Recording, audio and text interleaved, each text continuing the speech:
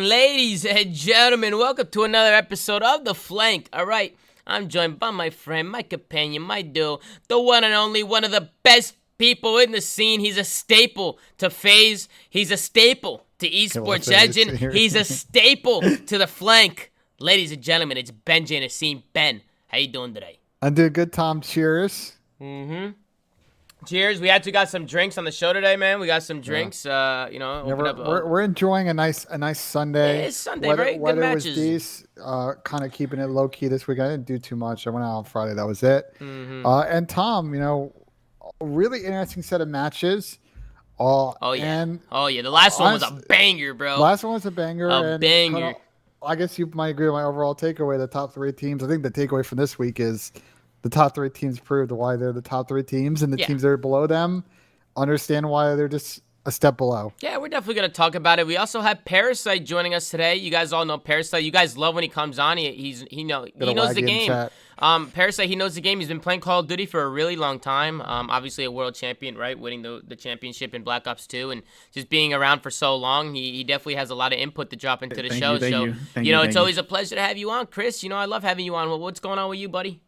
Nothing. Just had the Challengers tournament this weekend. My team got top 6. I think we lost to the team in one of the teams in the grand finals. It was a fun one, but just keeping up with Challengers and the Pro League all in the same weekend. It's a busy weekend for me. So yeah, 100%. Just keeping active, staying productive. grinding, man. I respect that. Of course. I respect the grind. We're on a grind over here too. The Zoo Mafia has been on another level. We appreciate all the love and the energy that you guys have been dropping in the chat every single time we go live with the show. So. On behalf of myself and Ben and anybody else who joins the show, we absolutely love you guys, man. So shout out to all you guys in the chat. Let's drop a Woo Mafia in there. But let's get this show on a roll, man, because we had 3 matches today. And listen, the first couple matches were so-so. This kind of went on how I kind of expected it to go. The last match was unbelievable. I think one of the best series we had this year. It's just a great back and forth, a big battle going on between Dallas and New York, which we'll obviously get to. So let's get right into it. To kick things off, we have the Florida Mutineers going up against the Los Angeles Guerrillas. Now, for me, Florida's been on another level. I feel like their teamwork, I feel like their energy, I feel like their chemistry, it just seems to be clicking right now. I just feel like they look like a different team these last couple weeks. And again, it showed here today, Ben. Yeah, and so I wanted to talk about something kind of coming into the videos. Sometimes with these series recently, because the videos have been pretty straightforward. We haven't talked a lot, but I had one point. And someone tweeted this at me, and I kind of dug into it, and they had a really good point, which is LEG have been playing a lot of Moscow Hardpoint recently. They didn't play it for a long time, and they've been playing it recently and losing every time they played it. So why do they keep playing it? I don't know. And the weird thing is Apocalypse didn't get vetoed in this series. So I am not sure, and I would love, if anyone from LEG is in the chat as we load up this first map, I'm very curious if they were the team that picked this map or they had it picked on them. But ultimately, Florida's pretty decent at this map, and just the slaying for LAG was just not there in this first game. They made kind of a nice comeback at the end to make this close, but it looked like for at least through the middle of the second rotation that Florida's going to run away with this one. Hey, I'm not going to lie, right? You know me, Ben. I just like to call it how I see it. I love all the guys in LAG. I'm friends with all these guys. They've been around for a really long time. But I pull my hair watching these guys sometimes. Sometimes I just get so aggravated with the way that they play. Now listen, I just feel like sometimes they just have no go buttons. I'm just gonna go right. Well, let me take another level, and this is no disrespect to the guys on this team because they're veterans, they've won. But if I had to rank teams in terms of skill, they are probably either 11th or 12th. And that's just, it is what it is. I agree with you. And I was making this point when I had a conversation about this team earlier. It feels to me like this team needs to play perfect Call of Duty to be good. And if they aren't playing perfect Call of Duty, they don't have anybody that bails them out of situations. They're just not a super individually talented roster on this title at the very least. And I think that scares me for them when they're playing against some of the better teams with, super talented players. I mean, I don't know if they're that bad when it comes to skill. For me, it's just the decision making for them. It's just when they do the hard part and they never do the easy part. They'll get kills and they won't do anything off of them. When they should be pushing, they're turtling and they're not getting any map control. It's just understanding the game and how to actually play it. It's little things, right? I mean, when I watch them play, like they win gunfights. Like listen, I'm not saying that they're not. But they don't have to make plays like what Havoc just said there. Like they don't. Yeah. They don't have. I thought it was a really good point, Chris. Like I don't think they have bailout players in the way that like the top teams do, and I don't think they have like their optimal system that they play is so slow and methodical. It's like. It's not like an aggressive front running system. Mm-hmm. They have a system that like theoretically when they got in close situations, they should be making the right play, but like it doesn't allow them to like smoke people by 100, 150 points. Yeah, I mean they definitely don't have a bailout, and I also just think like a mix of these players like just doesn't seem right to me, especially in this generation, especially how a lot of teams are playing these days. I personally just don't think it's going to work. It's very difficult for them to get wins, and it's kind of like what Parasite said. I mean, unless they're playing perfect Call of Duty, like, it's, like, so hard for these guys to win matches. It's so hard, and, you know, I'll show it a little bit at the end, but it's just having a little bit of an understanding of their, you know, what they need to do and kind of their priorities on the map. Like, sometimes I feel like watching them compared to the other teams, they seem lost. Like, they just seem so lost. And, you know, this was a big, big match for them. They're in that 9th spot. They're only 50 points back from Florida.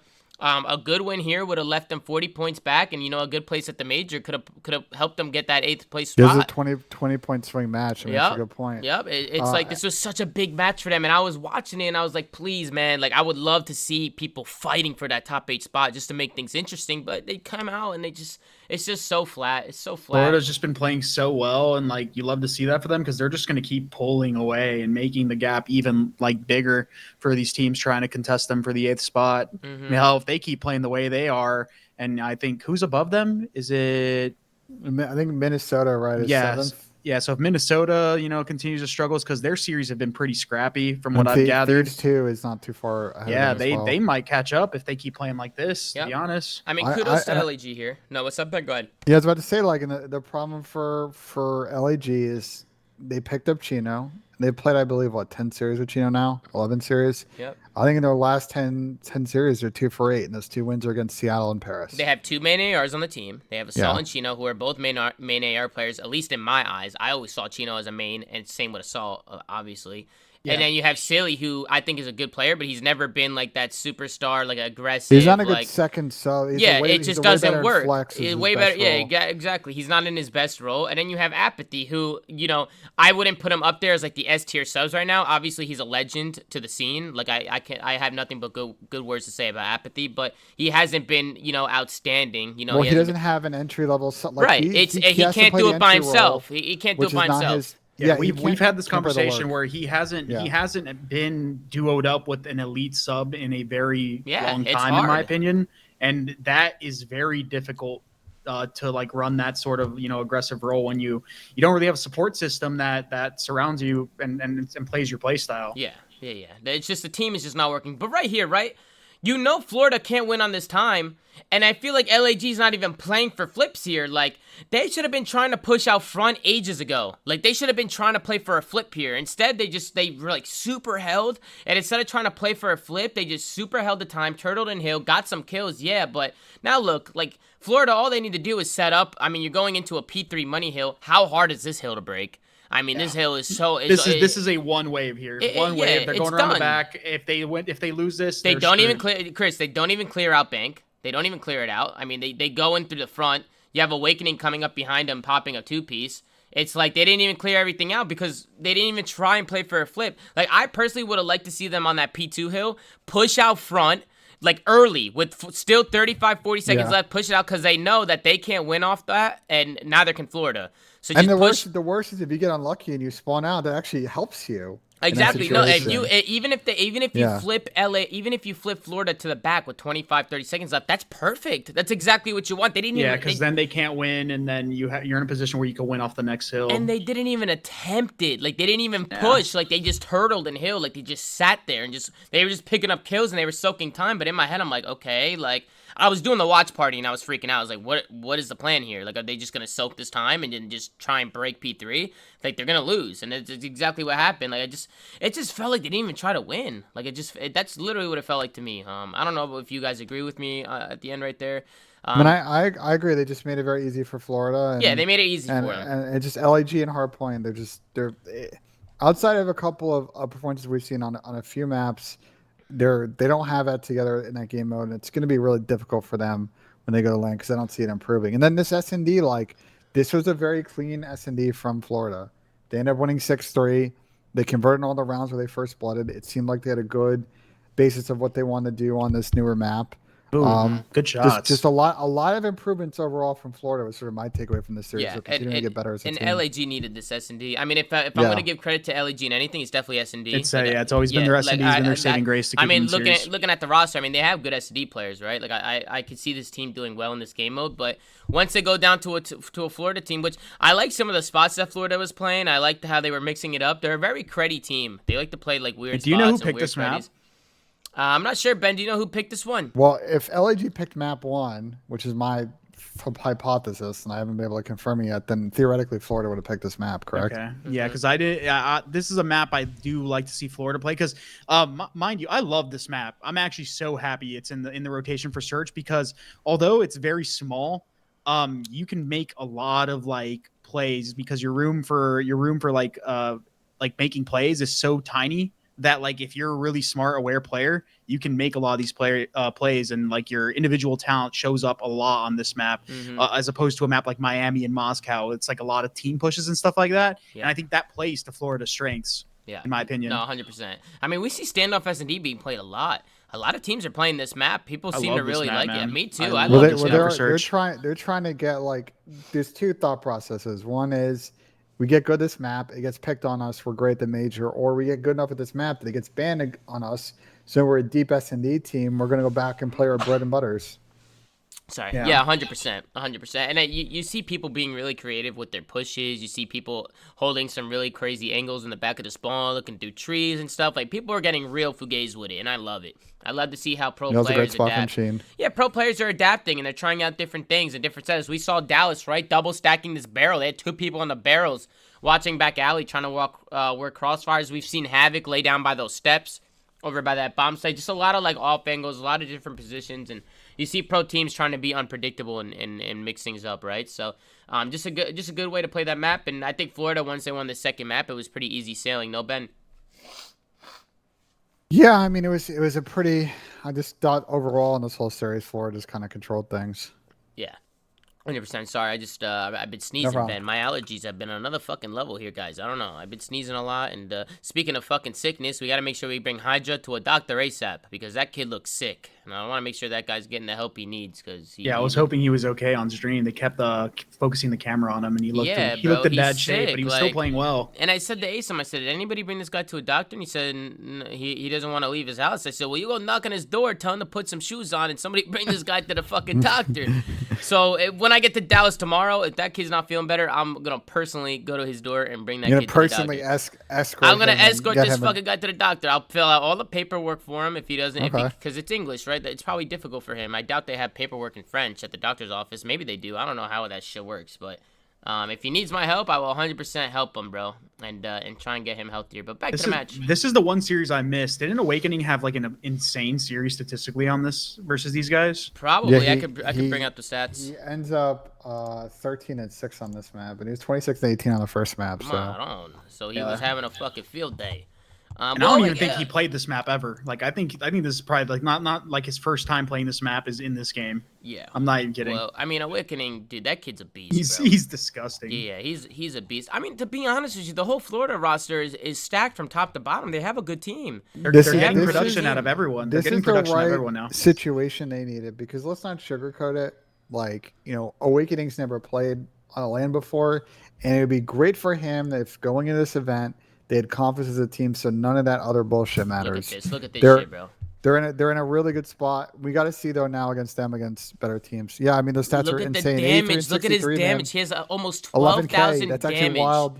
Like almost 12. Look at him compared to everybody else in the lobby. He has Skies, Neptune, and Havoc all 8.7, 6.7, 6.4. Then him 11.7, just nowhere near anybody else. And on the other side, Assault had a lot of damage. He had 9. Everybody else around the 6 and 7s. But just a great series from Awakening. I mean, this is what this kid brings to the table, right? I mean, Joe. When I watch him play, he reminds me a lot of like Dashy, Kenny, like the way he just slide cancel Chalice things. He uses his skill and his talent to bail him out of a lot of situations. So I mean, that kid's a unit to have on your team for sure. And going back to LAN, I'm excited to watch him play, but I don't think he's gonna have a problem on LAN. I really don't. Yeah, I think his play I don't style think so either. translates well to LAN. So a lot of people, you have your select few of people who would be like, oh, we'll go back to LAN. This kid's gonna shake his pants. I disagree. I think normally when you have a player like this doing shit like this online, it's very rare that they go to LAN and just can't get anything done. So I'm excited to see what he can do. And I think Florida, they were pretty much smooth sailing through the series, to be honest. I do want to talk about though control. So this is the one weakness they have right now in terms of their map pool. So they're not statistically like a great control team, even though by those stats it looks like they're kind of in the middle of the pack. Right now they're on a pretty like kind of decent losing streak on Garrett Control, I believe. They haven't won raid except for one time. They're 1-5. And teams don't want to play checkmate control. So I saw a lot of comments like on the Florida side, like why they keep playing this map. Like, they need to get good at 2 control maps. It's pretty simple, and checkmate's not going to be the other one. Yeah. So it's got to be Garrison. It's one thing they really need to work on because it's going to be a huge problem when they play like a Toronto or a FaZe, and they just are map 3s is basically like chalked for them. Yeah. And then we think about it. We talked about in the best of 9s, like you need to be a good control team. In the best of 9s, or it's going to put a lot of pressure on you to be a good search team. I mean, LAG had a good bounce back right into this third map. Like Chris said, I mean, when this team's playing good COD, they're good. They know how to play the game. Like they're a good team, but at the same time, like to beat the top teams and to beat the best teams, you need to go above and beyond. And I just feel like they're so predictable and they're so basic. And unless they're playing completely perfect, it's just not going to work. So I think this map, they did a good job just staying really patient and getting their kills. I think there was one offense that LAG won that it just took them so long to fucking make a play, and it ended up working.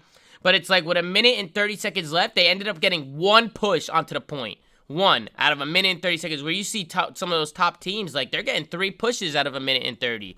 You know what I'm saying? So it's like little things like that. It's like sometimes I feel like they need a little bit more of a go button, but it just seems to me like if they're ever in a 1v1 scenario and they can take that 1v1 50-50, right?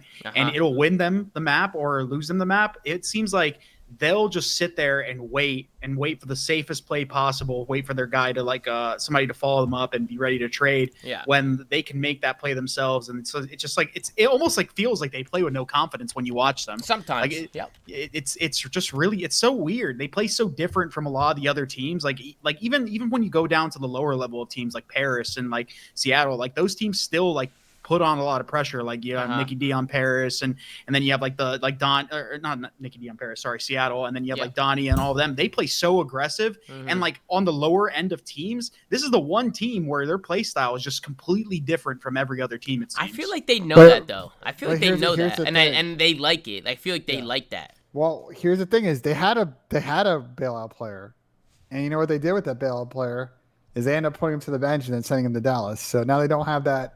They don't have that option because when Vivid was on the team, like he was the one making those 2 or 3 pieces. They don't have that confident player who's going to make those ego childs anymore. I mean, I blame the coaching staff and the GMs and everybody at LEG for that. I mean, at that point, I think you need to make your decision. I mean, I don't know what went on with that decision because personally, I think Vivid was clear the most.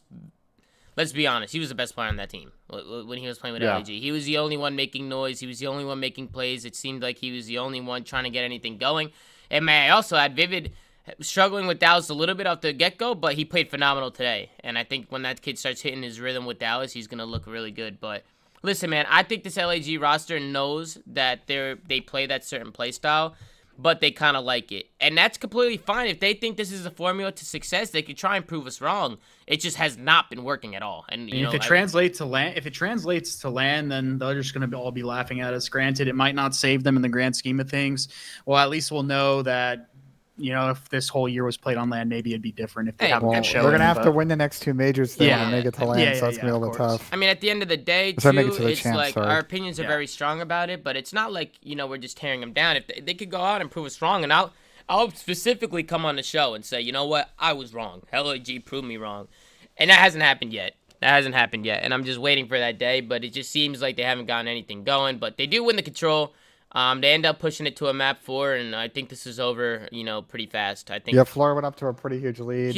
They just hit a lot of rotations. It got pretty close at the end, actually. Wasn't this Wasn't this one of the maps that Florida was really good at, like statistically, or they had a decent record? Am I drunk on that, or was that a different map? I thought it was they haven't lost a raid hardpoint as a team. Oh, okay. Well, that's just weird to let that slip through. Then LAG must just be really bad at like what they probably probably like a checkmate or something. I'm not sure. How are they going to let this map through if they're undefeated on it? Yeah, that doesn't make any sense. That doesn't make any sense at all. Florida did. I wish I had an answer for you. Florida went up to a great lead off the rip, and they ended up holding on to that lead till the very end, like you said, Ben. LAG started bringing it back. We've seen this map play out a lot this way, Tom. If you get bossed on P1, P2, and their team is kind of front runs, you got to take advantage of your P4, P5 swing to try and flip that. But I mean, Florida was just too dominant.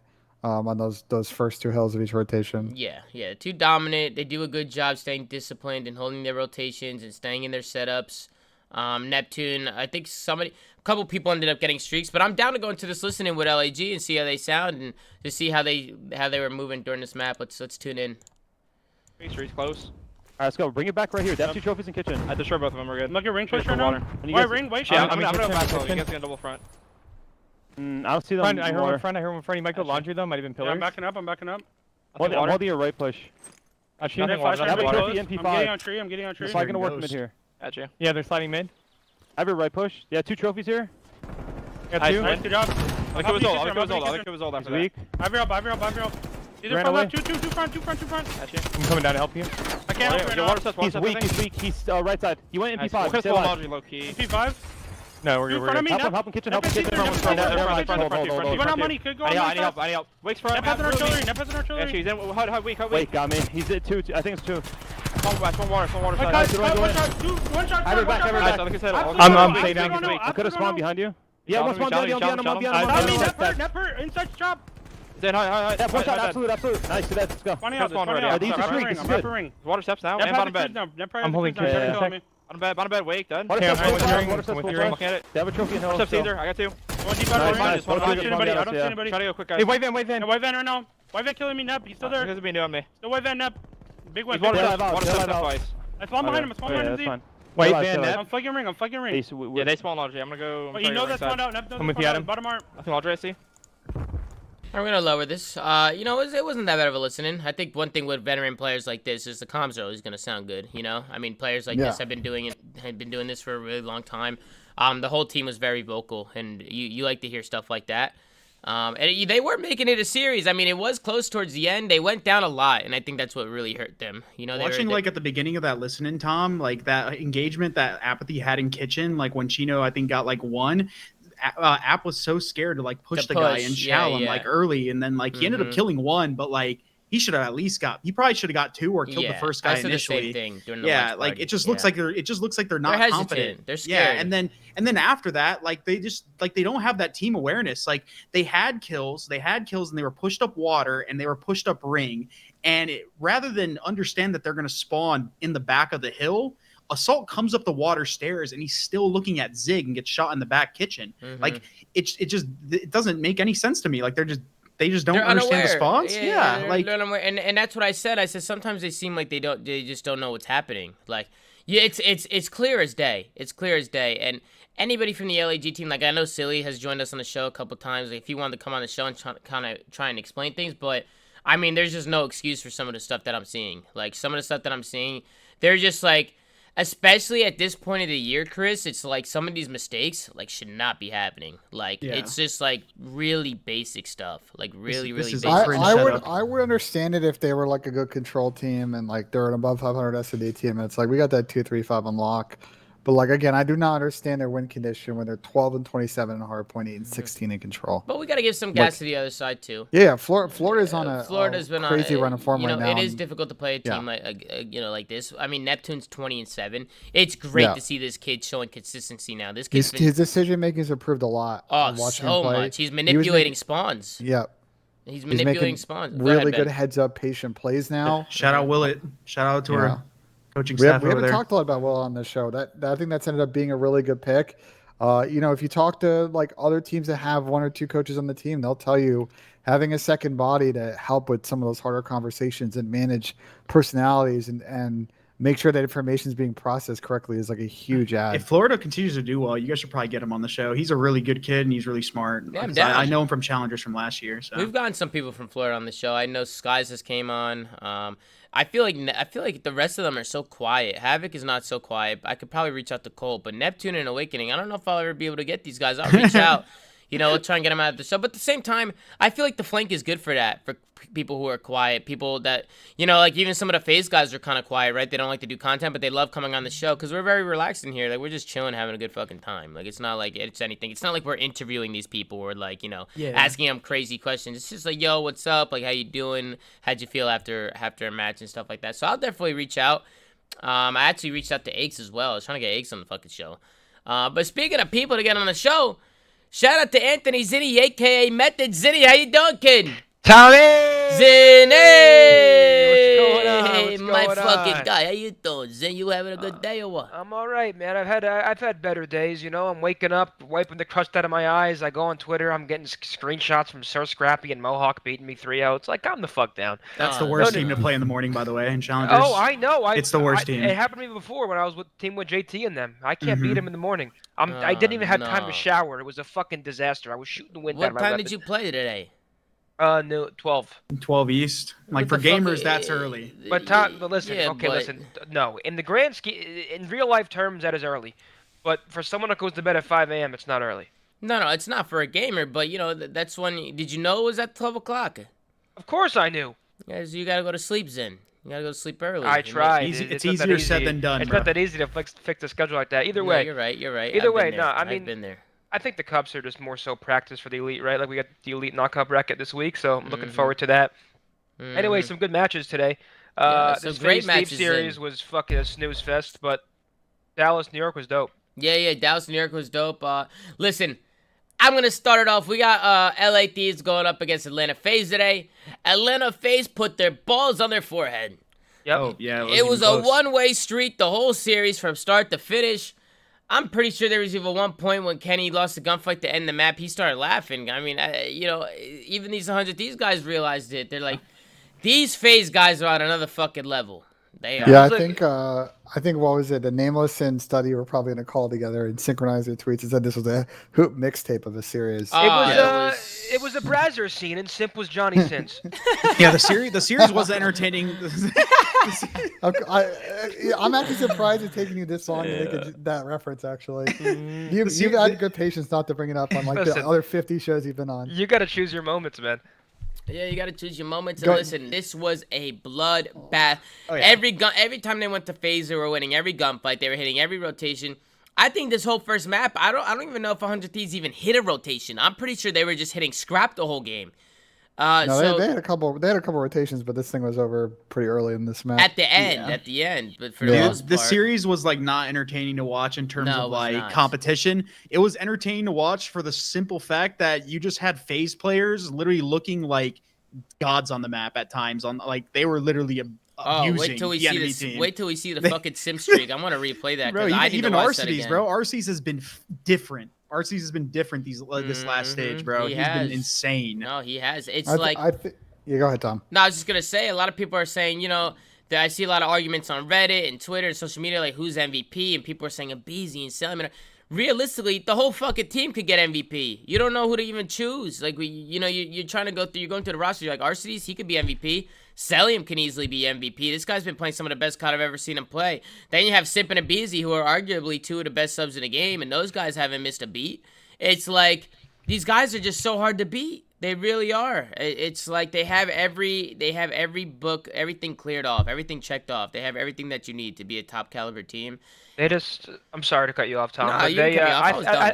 I think Alex said it best in his interview. What was it? A couple days ago, where it's like, what day is it? He was like, who would you give MVP to? And he said it depends on the day. Wednesday I give it to Simp, Thursday Tyler, and so forth. It's like Yeah. these guys take turns, and it's like I think the reason they're the best team in the game is not only is their teamwork incredible, but they're just all four individually so good that they can just bail you out of any situation, Yeah. right? Like you finally break up hard point, you kill 3, and then Simp pops 3, and you're like, well, fuck. Yeah, I mean, on top of that, their pacing on the map is insane. And I'm not talking, guys, when I say play fast and when I say pacing, that doesn't mean they just hold their go buttons and just sprint. it means that their positioning and their decision making is on another level. They're always a step ahead. They're always at the power position. They're always holding the power angles.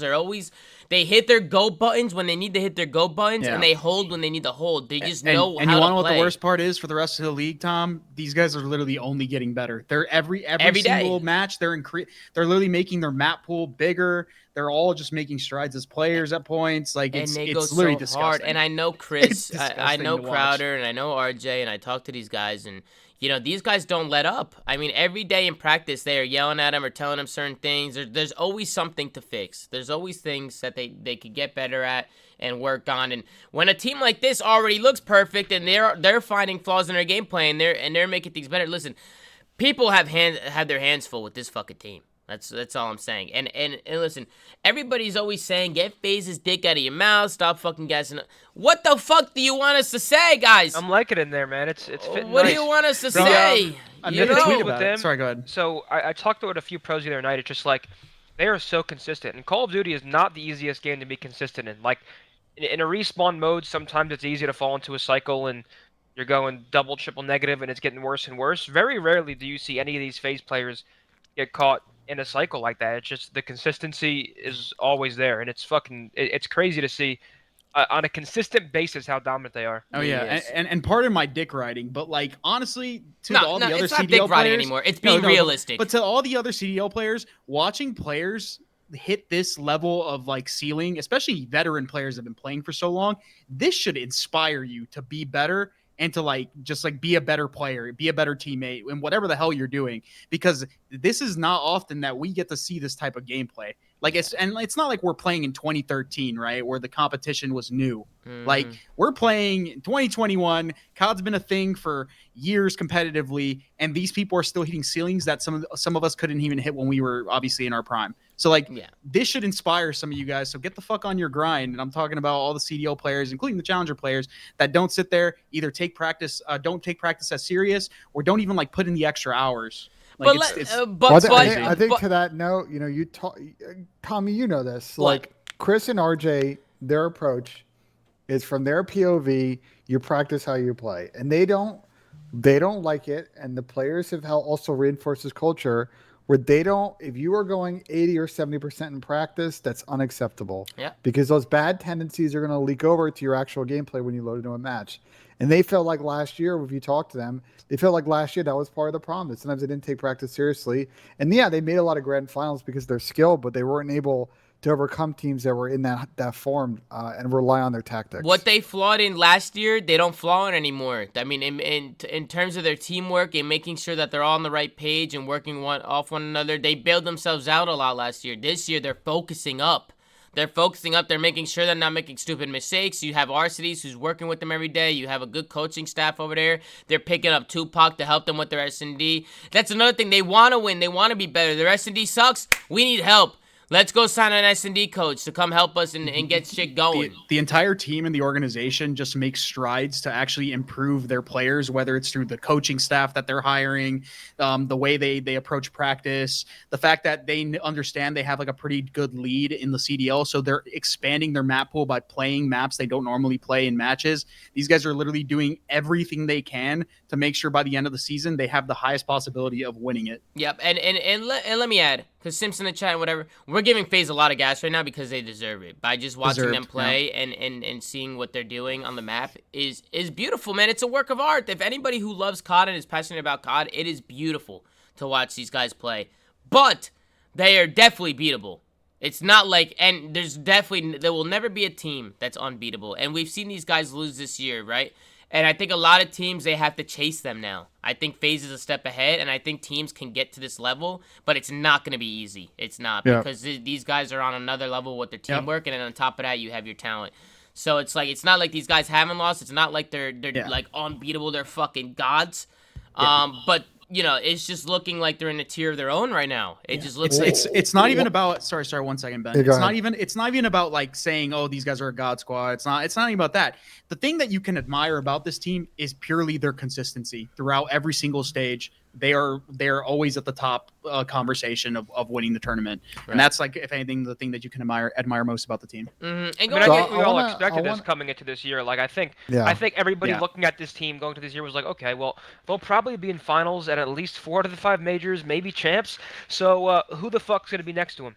yeah. And right now, I feel like the only teams that are sort of comparable are what Ultra and New York, and I think Florida has been Florida making Optic are strides. probably the next set of teams Optic, below that. Yeah, so and Optic and Florida right below that. It's just I don't know. Maybe so we talked about their practice and how they try to make it as close to tournament play as possible. Do you guys think that's why maybe like we don't see players like this in eights because they take their practice super seriously and maybe they think like Ace is just gonna build bad tendencies? I mean, these guys are in eights, but they're not in the pro eights. They're in shitter eights, you know, in RT speak. They be playing their own eights, you know. These guys are always playing the game, but they're just doing other things. You know, they're playing, like Cell plays league play all day, and you have RCDs and some other guys playing, you know, shitter eights, you know, with some friends in our team speak. But I mean, for the most part, they play a lot. They play a lot. They do. I talked to MC and like, you know, he used to be an eights grinder, right? Famously got banned from Infinite Warfare eights back in the day.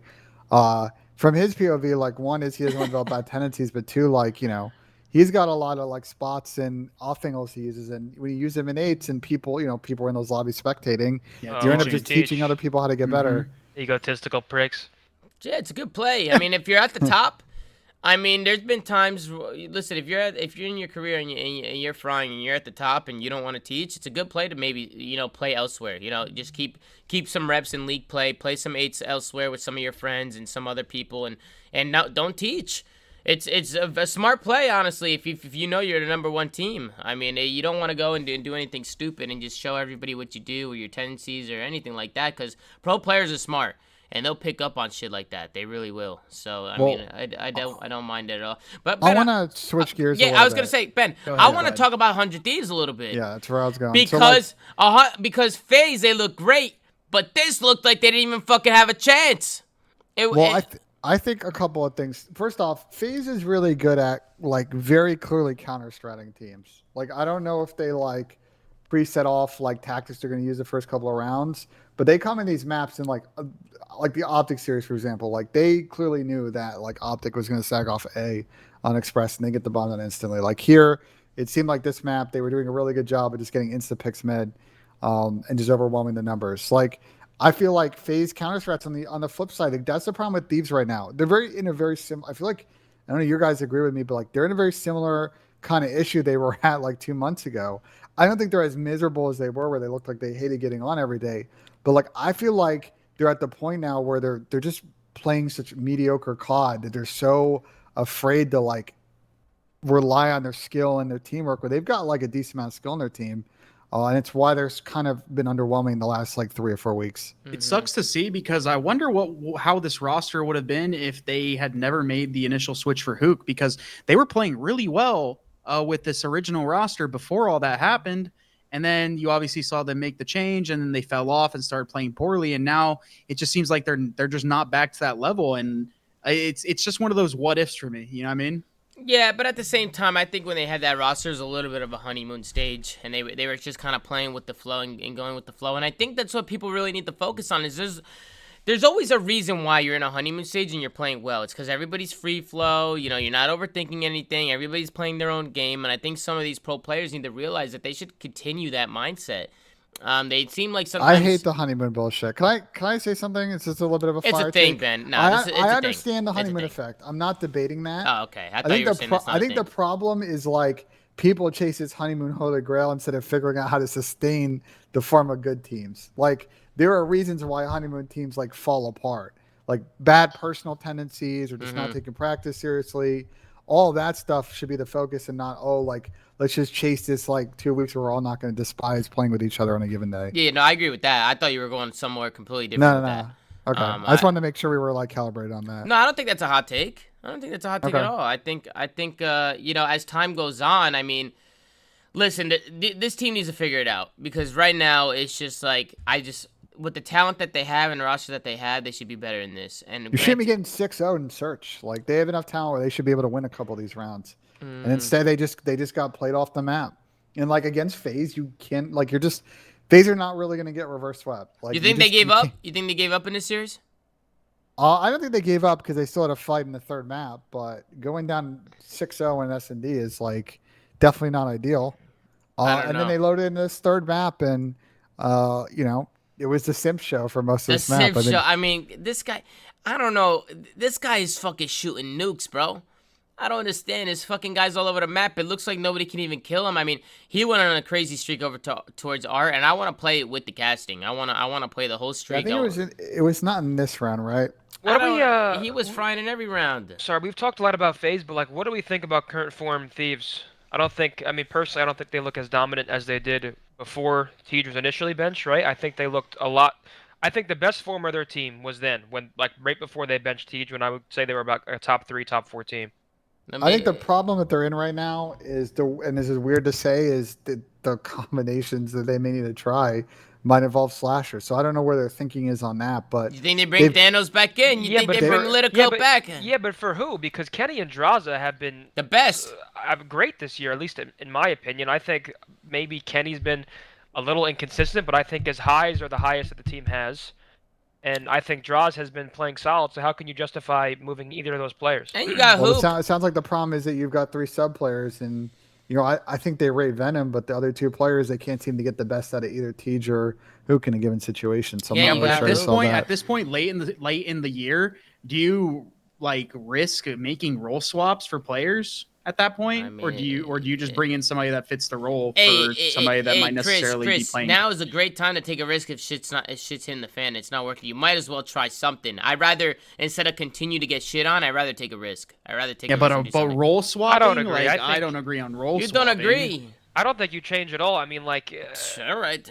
I don't know. We just talked about like finding consistent ways to play and practicing hard together, and it's like, I think making a change again would just be another step back. Whereas this is the best roster you've had all year. Like I said, this is the roster that Yeah, was rewind. considered top 3 in the previous stage. You want to So, rewind? Yeah, I want to watch the Um, simp streak. I don't know. That I don't wasn't think I here. That agree was in with the next map. different roster. No, it was in this map, Ben. Yeah, there was no next map, Ben. What the fuck No, are you talking about? It's the next round where he gets that 4-piece. Oh, I no. just watched it. I literally just watched it. You got it now, though. But this kid was on. No. You missed it, Ben. It Mod was on, you this round? fucking, Okay, you I fucking busted missed it. You missed it. It's All right, in I'm gonna art. go It back was then. right here. Oh, it's right here. But I think see. rewind it a little bit more. Guys, we're gonna go on board with this streak. I'm gonna play the casters. We're all gonna shut up for a second, but I want to play through the streak and just show you a little highlight of Simp and kind of the things that he was doing in this fucking map. Let's tune in. He has spotted the entire roster in front, and he'll just pick one, reposition, pick another, get out. I think this is one of the more underrated parts of a Sims game, honestly. Is that he makes things look so easy. 9 in a row from Sim, full streaks. He's just so aware of everyone around him. Okay, so I think we can all agree that this kid's not human at times. I mean, hey, bro, something like that is just like when I was watching that during the watch party, I couldn't help but just smile, man. It's crazy to see. I mean, anybody who loves Call of Duty can appreciate that. Anybody. I mean, anybody who's just like, has a weird atmosphere to looking at that, like, has like something weird to say, is just simply just jealous or being a hater. Like that was insane. That was an insane streak, and the thing about it is he continued to fry throughout the whole map. He was doing shit like that the whole map. Yeah, they just weren't another spectating 9 him. streak that he goes on in the third round. Yeah, they with just Face weren't Hustle spectating A. him. They weren't Yeah. spectating him. It's just he was doing shit like this the whole fucking map. It was insane. And I know we have Chris and Zinni. You guys are players, right? I mean, come on, that was good. You got to give him some gas. there. That's not easy to do, especially people gas up the Krig and the Krig being the best, et cetera, et cetera. Like this guy's doing with the sub. Like the guy plays at this consistent level with the sub and is able to pop off like that. He shoots the sub like an AR. There was a kill he got on me on the All-Star game that I had I to win, remember. of course. Yeah, he shit on you bad. No, fuck you. I didn't miss. I couldn't believe my eyes. My heart dropped to my asshole. As soon as I was like, I got Simp, I was like, what? He's weak, cut out? Yeah, I mean, he does the impossible sometimes. He does the impossible. But hey, do you think that if this 100 Thieves roster brings Hook back in? I personally in past shows have said they're never bringing him back in because I know how they work. I think they will. I still think that they won't bring him back in. I don't think he's been playing at all. I think if they go this major, I think they should keep this lineup for the rest of this major. But I think going into champs, like they're gonna pull the panic button at some point and bring in Slasher and Kyler and You think Kenny so? and Drazen If they just make shit it at work. them, if they shit at the major, then I can see them probably doing it.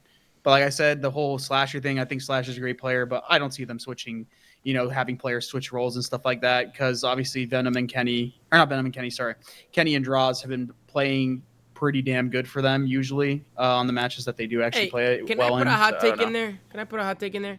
Go ahead. Can Kenny not run a sub? Kenny can run.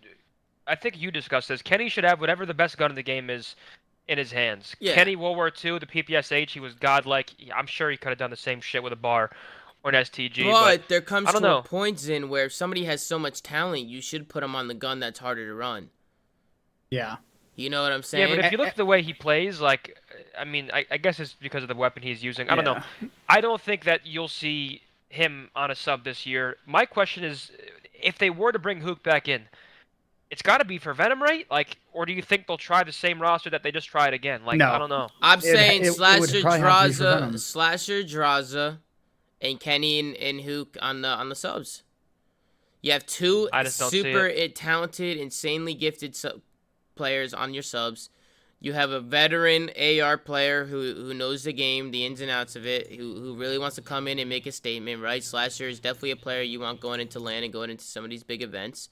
And then you got Draza, who's been a great player. I think TJ has played well for them in not only before when they were at the early stages of their current roster, but even when he returned, TJ's been playing good. It has nothing to do with TJ or anybody on the team. Everybody that they have on their roster between Hook, Slasher, and everybody here there's nothing. They're not bad players. It's just figuring out a fucking formula that works here. I don't know. I feel like you know what I'm saying. I feel like TJ's kind of like their ASIM. It's like when the team isn't playing well, he's not going to look very good. But when they are playing well collectively, he shines. And obviously, I'm good friends with him. You can say I'm biased, but I've played with him. No, I you're know not his biased. playstyle. TJ's a great player. I'm just throwing shit out of my ass. I think if you were to have Hook and Kenny on the same team, you kind of lose that selflessness that you need in the sub. The issue who the is fuck that is going first? The issue is that the Tej that you're speaking about, the top end Tej that we know we've seen flashes, but he hasn't had a consistent run like we've seen it a couple of years ago, and that's the issue they're struggling with. He's the X factor, but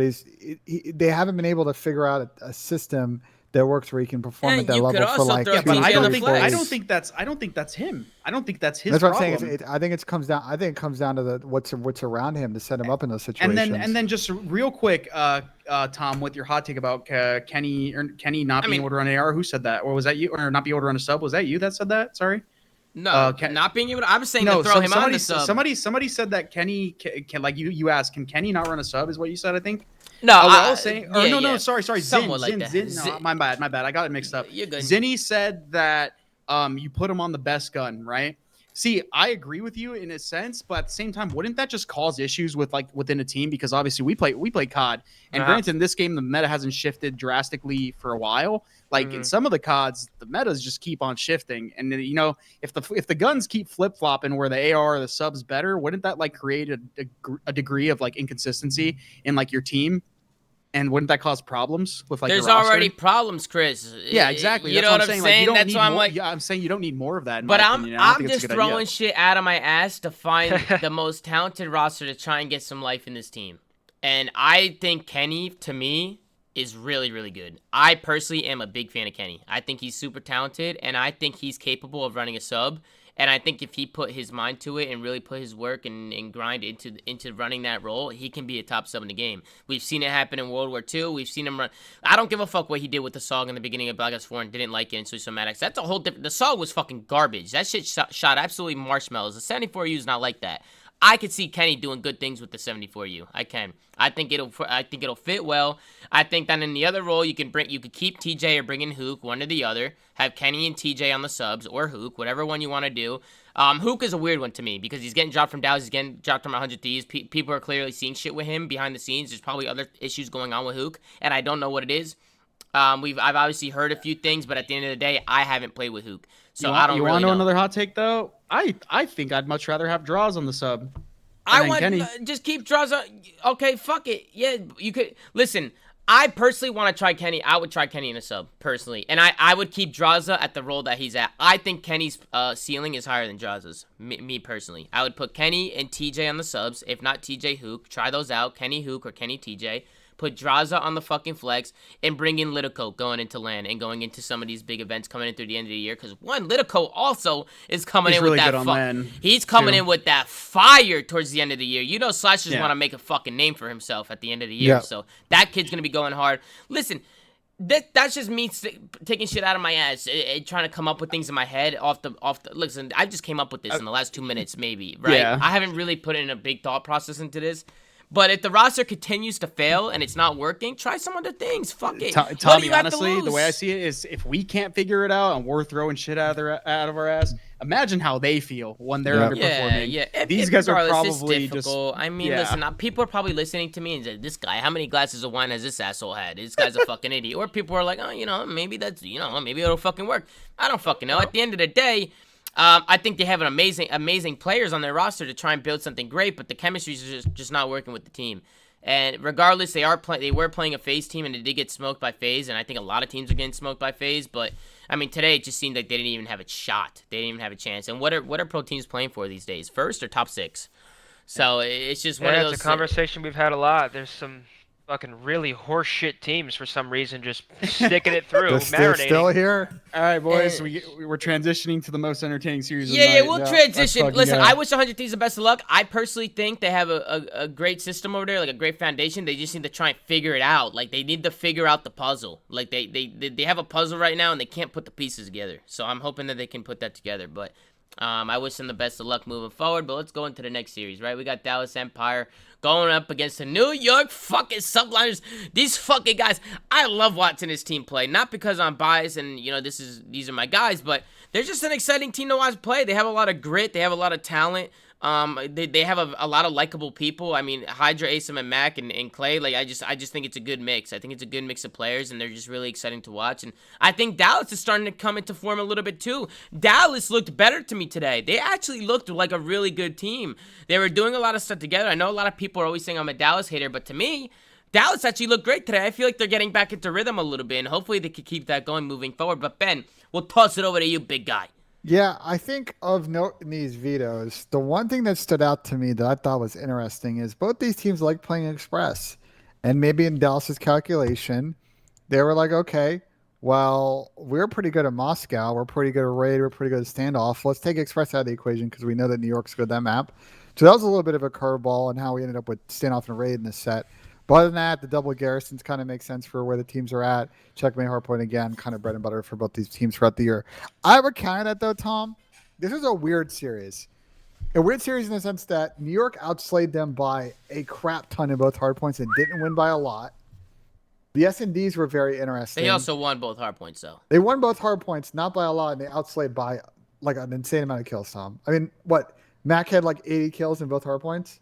Yeah, guy's gross. But this usually happens, Ben, whenever a team digs themselves a hole and they have to get out of it. A lot of the times you get out of it by overslaying and compensating for the fact that you're down. I understand that. It's just it happened in both maps. Yeah, it wasn't just a one-off thing. True. We also need to get Hydra a fucking doctor. What the fuck? Bring this guy to the fucking hospital. Get him some medicine. Get him some fucking Advil or something. Because this guy, you could tell he's just out of it. And I've talked to some of the New York guys. He's very sick. He's going through a lot of problems. You know, he has a lot of headaches. He's feeling very off, a lot of allergies and stuff like that. His stomach problems. Apparently, he was throwing up. Apparently, he's been very, very sick. Very sick. And I really feel bad for the guy because he's a good fucking kid. And I don't want him to be sick. But at the same time, he's still fucking frying. He's still fucking doing his thing. He seems a little bit off at times because you could clearly tell that he's sick. But the kid's a fucking animal. And, you know, a lot of people kept spamming flu game in my fucking watch party, which is comedy. But I heard a lot of people in Dallas are getting sick right now, and I hope everybody's okay. I don't want anybody getting really sick.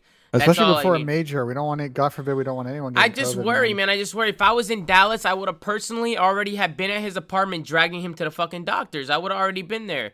Which I plan to do tomorrow when I fly back to Dallas. If he's not feeling okay, I want to bring this kid to the doctor. That's good team dad stuff out of you. I just want to. I just feel bad. I hate looking at him on stream and he's wiping his eyes and he looks like he's half asleep and I just feel bad for him. Like my heart goes out to him.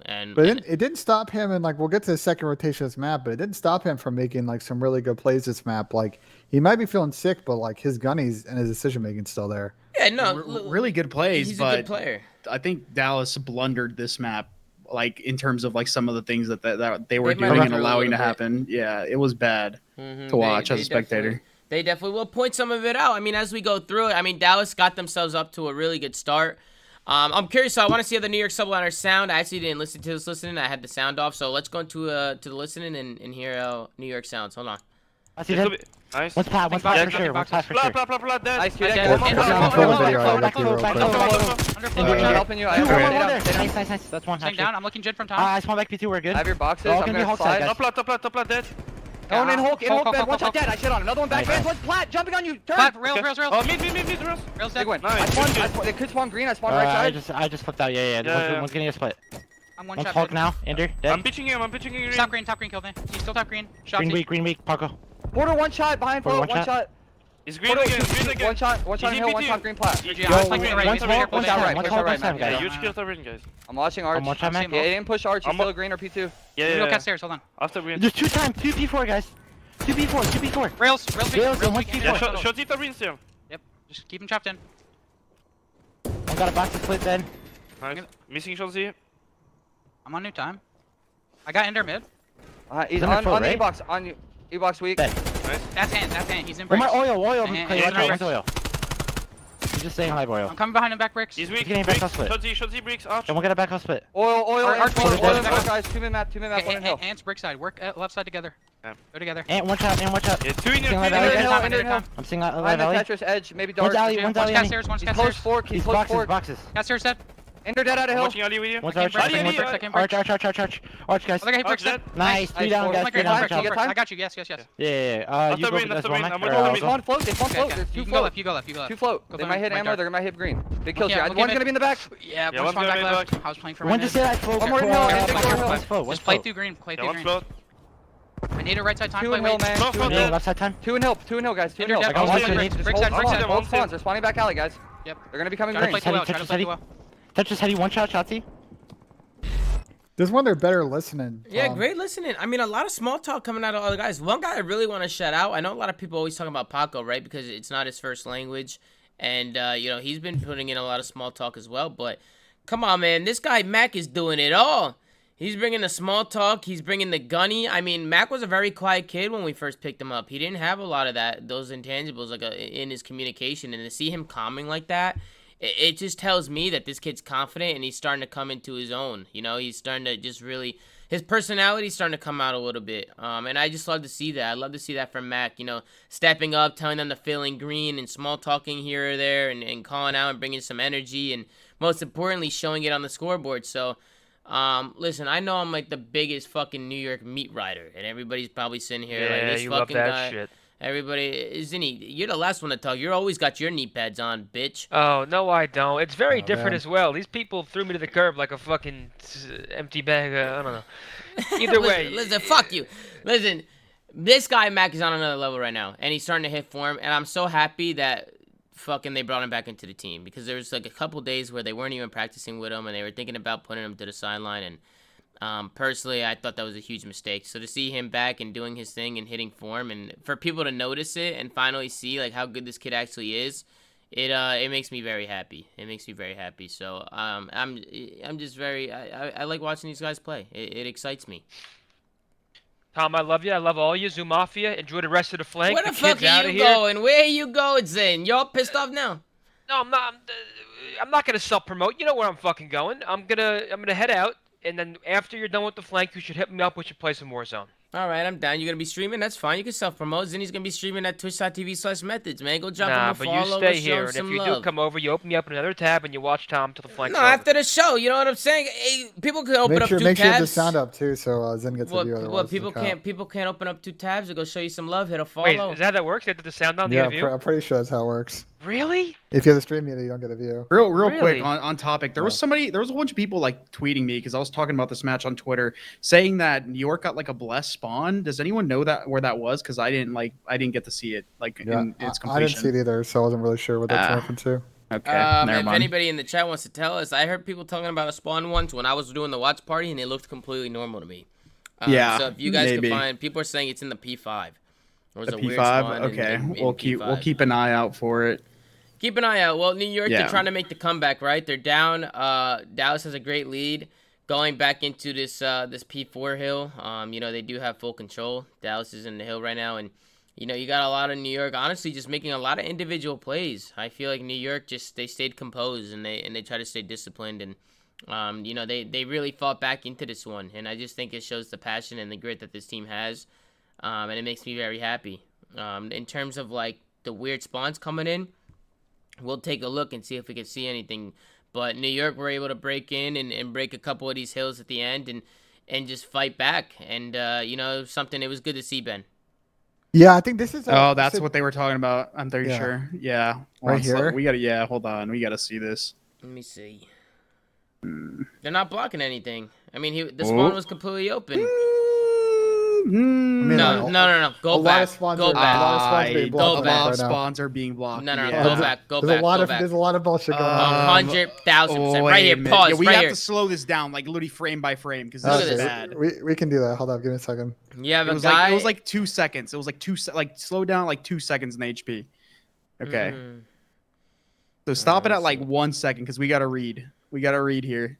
This is Boom. impressive. Pause it right now. Pause it right now. Pause it right now. Pause it. You have Okay. number 8 who's spawning all the way across the map at Yeah, this that point. so that's a P3 spawn. Or But P4, number that's a 8 P4 should be spawn. calling out where like they should know, like Dallas should pick up on this. They really should.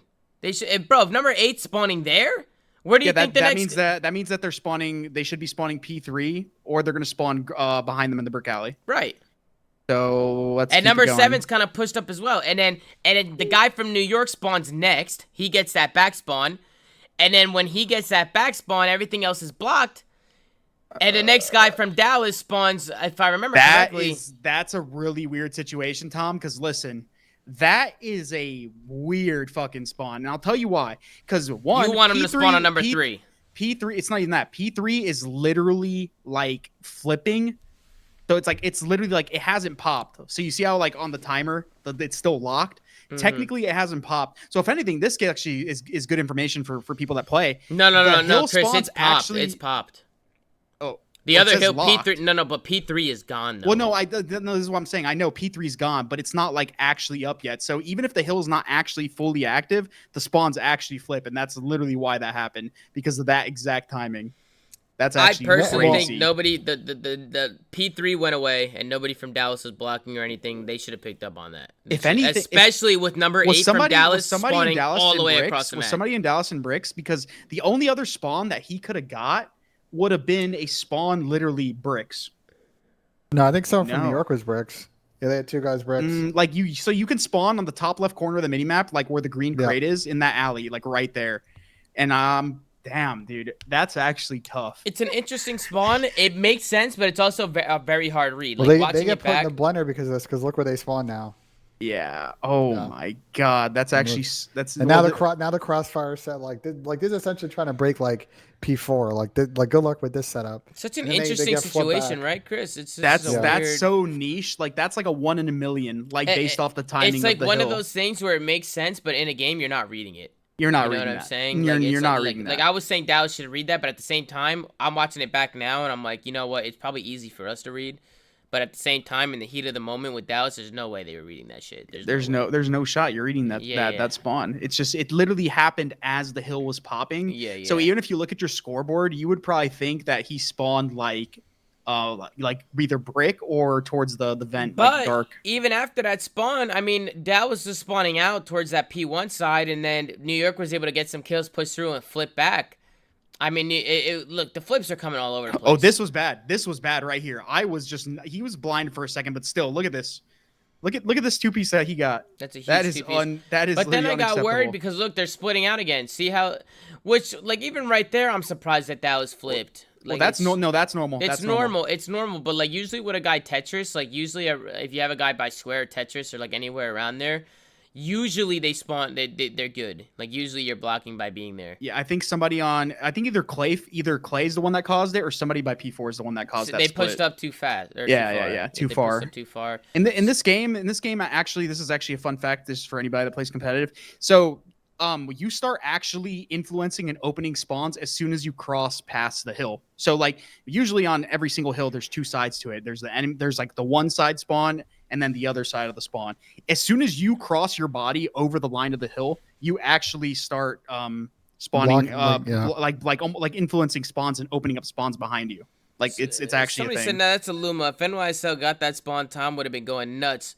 But because it was in their favor, he's sugarcoating it. That is literally cap, bro. So No, cap. that is unreadable. That is unreadable. I And just it's said only, that it's an unreadable spawn. It's You asshole. unreadable. It's unreadable based on the timing of the spawn. If that was obviously later in the hill, bro. that's readable. But it's listen, the spawn that's makes unfortunate. sense. The spawn makes sense, but it is It's just very so hard to unfortunate, read. bro. It is So- unfortunate. The whole timing that it all went down. It's just like it was very hard for Dallas to read. It was. So I It want was. to talk about this situation. So Oh, yeah. if I back it up a little bit, this has to be purely comms. There's no other explanation for what happens here. So it's getting pretty mixy at P1. New York's trying to like get rotated to next. Hydra gets a big kill on the guy in Hill. Reese Vivid sees him, probably calls him out. Watch what number 4 is able to do. I don't know if number 5 gets the worst timing of all time and he pushes up, but Hydra gets pushed up. He got and their bad spawn is timing. able to Dallas pinch got bad bricks. timing. Yeah. I mean, a lot of things went New York's way towards the end of this game. Yeah. Let's be honest. And, people could say whatever they want, but New York definitely, I mean, even right there, Crimson somehow stayed the fuck alive and killed Hydra. But definitely, they got some good timings. Hydra was able to sneak through. Then you got that spawn coming in. I mean, things definitely went their way a little bit. A lot of the stuff makes sense, but at the same time, it's just like COD. It's how COD can be sometimes, you know? If Hold on, Shotzi literally time looked out. to his left, he would have killed the guy. But I'm curious to see what I'm I don't curious to think this is hear the timing. comms. Dude, like I don't think this is like. Do you not? I don't agree with No, the play this that was number this was 5 comms. made. This was comms right here. Look, he calls out. He's P5. He could be big. Like if this is me, he's P5. He could go big door. Boom. But That's then it. why don't you just hold your spawn? You have his entire cross. They have a guy in bricks. If he slides bricks, So what then I don't you're understand good. is number 8 saw him. Yeah, number 7 and number So 5 why should did they be looking give? for So this guy. why did they give up on him? Like that's what I just don't understand. Well, Shotzi went to push up because they thought he was big door, but I just think like shouldn't Shotzi just hold? Like they have this side Number spawn. 8 sees him. Number 8 sees Yeah. him. He calls him out. He's square, running through, right? Yeah. Keep playing it. Number 5 comes off spawn. 7 he and starts 5 need to shooting. turn. Yeah, Period. they- 7 and 5 yeah. need to look for this guy, and Yeah. they don't. None of them do. Well, 7 I think is looking like he's kind of trying. He's confused. I But think 5 no. I think that they. I don't think they realized he went all the way. I think that they thought he was in a corner square. There's no other place he could be. No, There's look, literally look, rewind it. Look. But Reese Vivid's in square. That's why it's- No. Look. Oh, look, I look, think look, I know what look. you're talking about. They think So- he's in the corner Yeah, right by they Tetris. think he's in the corner. They think he's in the corner by Oh, Tetris. Lord. They think he's staying down. Like they don't know he got out because the timing was insane. Like look, number 8 sees him cross. Look, keep playing it. Number 8 sees him cross right there. Then Paco gets through. And number 8 doesn't see him get through to back bricks. He thinks he's still in that fucking corner. He thinks he's still there. Now you have number 7. He starts tweaking. Number 8's waiting for him. Number 5 comes out spawn. But the thing is like, after a while and he's not in the fucking corner, you got to start thinking, where the fuck did this guy go? Yeah, you gotta understand the possibility of where he is. Here's my issue with it is it number 7 and number 5 essentially watching the exact same thing right now? Not exactly the exact same thing, but they're both watching the same keep angle. playing it, Number keep playing 7 it. is watching the slide that Reese Vivid's gonna get, and then ultimately no one's ever gonna pick up their back brick. They're brick pinch checking all because the of this. corners. I just don't understand how Yes, they 7 let is kind of back up, but he just gets placed in a deeper corner and gets shot in the back now. Nah, they 'cause they're thought he looking was in for that him. corner. They thought they Yeah. had him pinned 100% every day of the heavens. week. They thought he was pinned, and Hydra was able to slip on through. And listen, the guy soars through the map like a fucking eagle. Yeah, Sometimes, but that comes down to comms. yeah, Like, comms. no, I don't know yeah, what happened there. I don't That's know. all comms. Yeah. Jesus. I would love Christ. that. Chris, wouldn't you love to get the comms to the full map? Oh so you can yeah, go back and I want to hear hear. I want to hear exactly what it? was going on there. And listen, I played in the league before. We get the comms. They email us the comms for the full map, so we could go back and listen to the comms. I wonder if we can get a hold of those. I wonder if I can talk to the league and see if I can maybe get a hold of some of these comms. We could bring them up on the show, just in case shit like this ever happens. We might be able to pull up some comms. That might be next on the flank, trying to get all-purpose comms. With permissions from the teams, of course. Yep.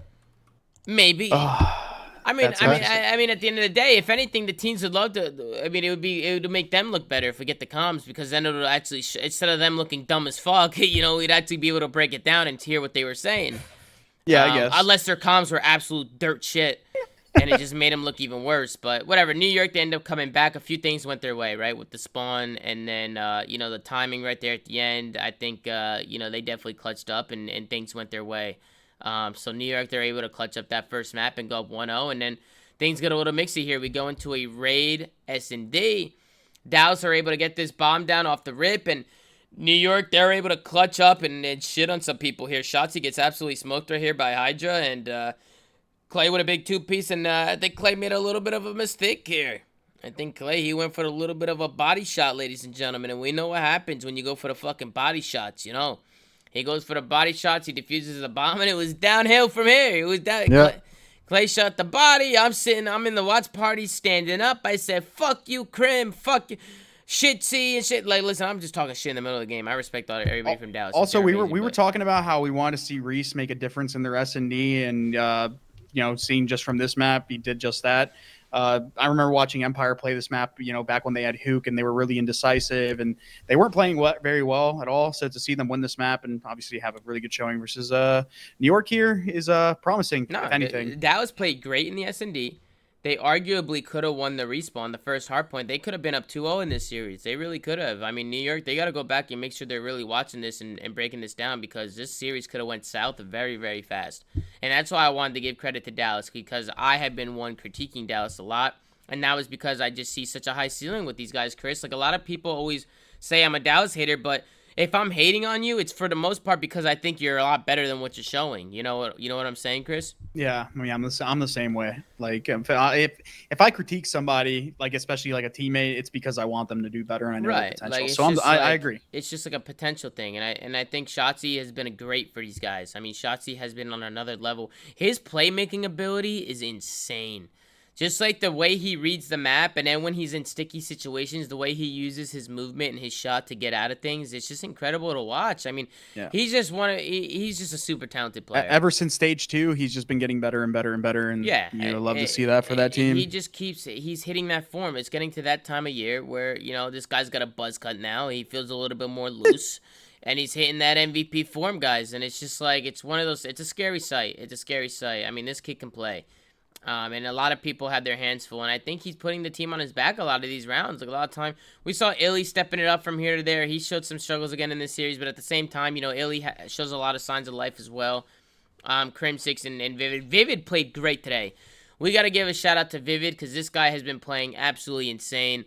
I think the main problem with Vivid off the rip of things with this team was just finding his comfortability or whatever. Is that a word, Chris? Comfortability?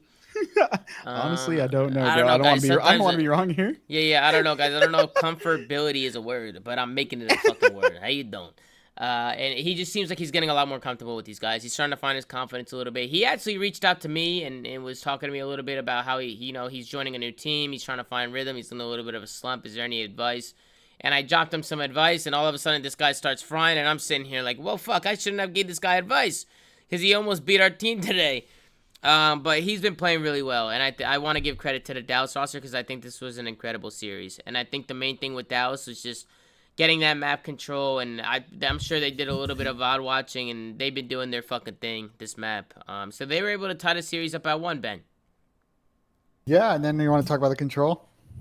Oh, we're skipping right through this map? You don't want to break anything down? I don't know. Was there anything you guys wanted to bring up? Because I missed this map, to be honest. I mean, I don't see anything besides a sick Paco and Dallas just winning the map. Yeah. I mean, Dallas, it started off good early. It was a tie game, but then Dallas kicked up. They kicked up. They started working some trades and working some sites and, just normal raid S&D shit. You know what I'm saying? But we could go into the control. I'm down.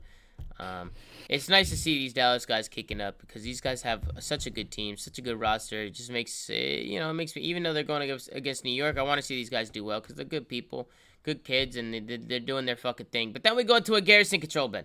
Yeah, and this is an interesting one, because if there's a weakness for both teams right now, it's control. It's not a game mode that either team's excelling in. Garrison can be a little bit interesting, so was kind of excited to see this map, and yeah, it ended up being, I don't know, it was like a 7 out of 10 Garrison. It wasn't the most exciting, but was like exciting for the momentum, because you knew that both teams really needed this third map, set themselves up to maybe avoid map 5. And on the New York side, they were the unlucky team that ended up losing this map. Yeah. They ended up losing this map and going down 1-2. And I think it was a good test for New York, honestly. They don't find themselves in this position a lot, so I think going into the major and going into some of these bigger events at the end of the year, they needed to be tested a little bit, right? I see somebody saying ASIM, gotta get ASIM, Tom. Yeah, I don't know where ASIM is, Ben. I'll let you continue this. I'll reach out to ASIM and see if I can get him on. Let's see if he's here. Hold on. He's in a team speak, but I mean, it was just really good defensive play from both teams. Like, I think on both sides, like, New York's problem with control, I think, probably comes down to comms. Having one player. You think so? Well, I think you get away with it in hardpoint because there are rules you can follow. It's a little bit easier on like how you make sure you set yourself up for success in Hill. Control though is all like mid-round calls and like actually like communicating as a team. I feel like it's just And understanding. I think it's gonna. I think they're always gonna be a disadvantage until Hydra continues to learn how to speak, English. It's not just being able to speak English, but it's being able to like quickly rapid fire and like understand what's being. I disagree. Sent to you. I personally disagree. I feel like Paco's comms aren't even that bad. I feel like in Control, it just comes down to understanding the game mode. It's not about it's not all about just about the comms though. He has to 100% understand what's being communicated to him, and I would be surprised if he's 100% doing that. Like on top of that, I feel like Control is one of those game modes where everybody needs to be able to coordinate like a play, because a lot of it comes down like Control's not so much of game mode where, especially on offenses, it's not like HP where you're just set up around hills. Like it's a lot of time it's like people get pushed up and they get the most information and they dictate the play of where people fill when they come off spawn. But that's what I'm saying. I agree with you guys on what the problem is, but not the comms. Like, I agree that there's just certain things that they're not setting up and certain ways that they're playing the game mode is not right, but I think that's just them not understanding the game mode. I think they need to keep working at it and making sure that they understand that priorities on the map and what they need to do to win some of these offensive rounds and try and win some of these control maps.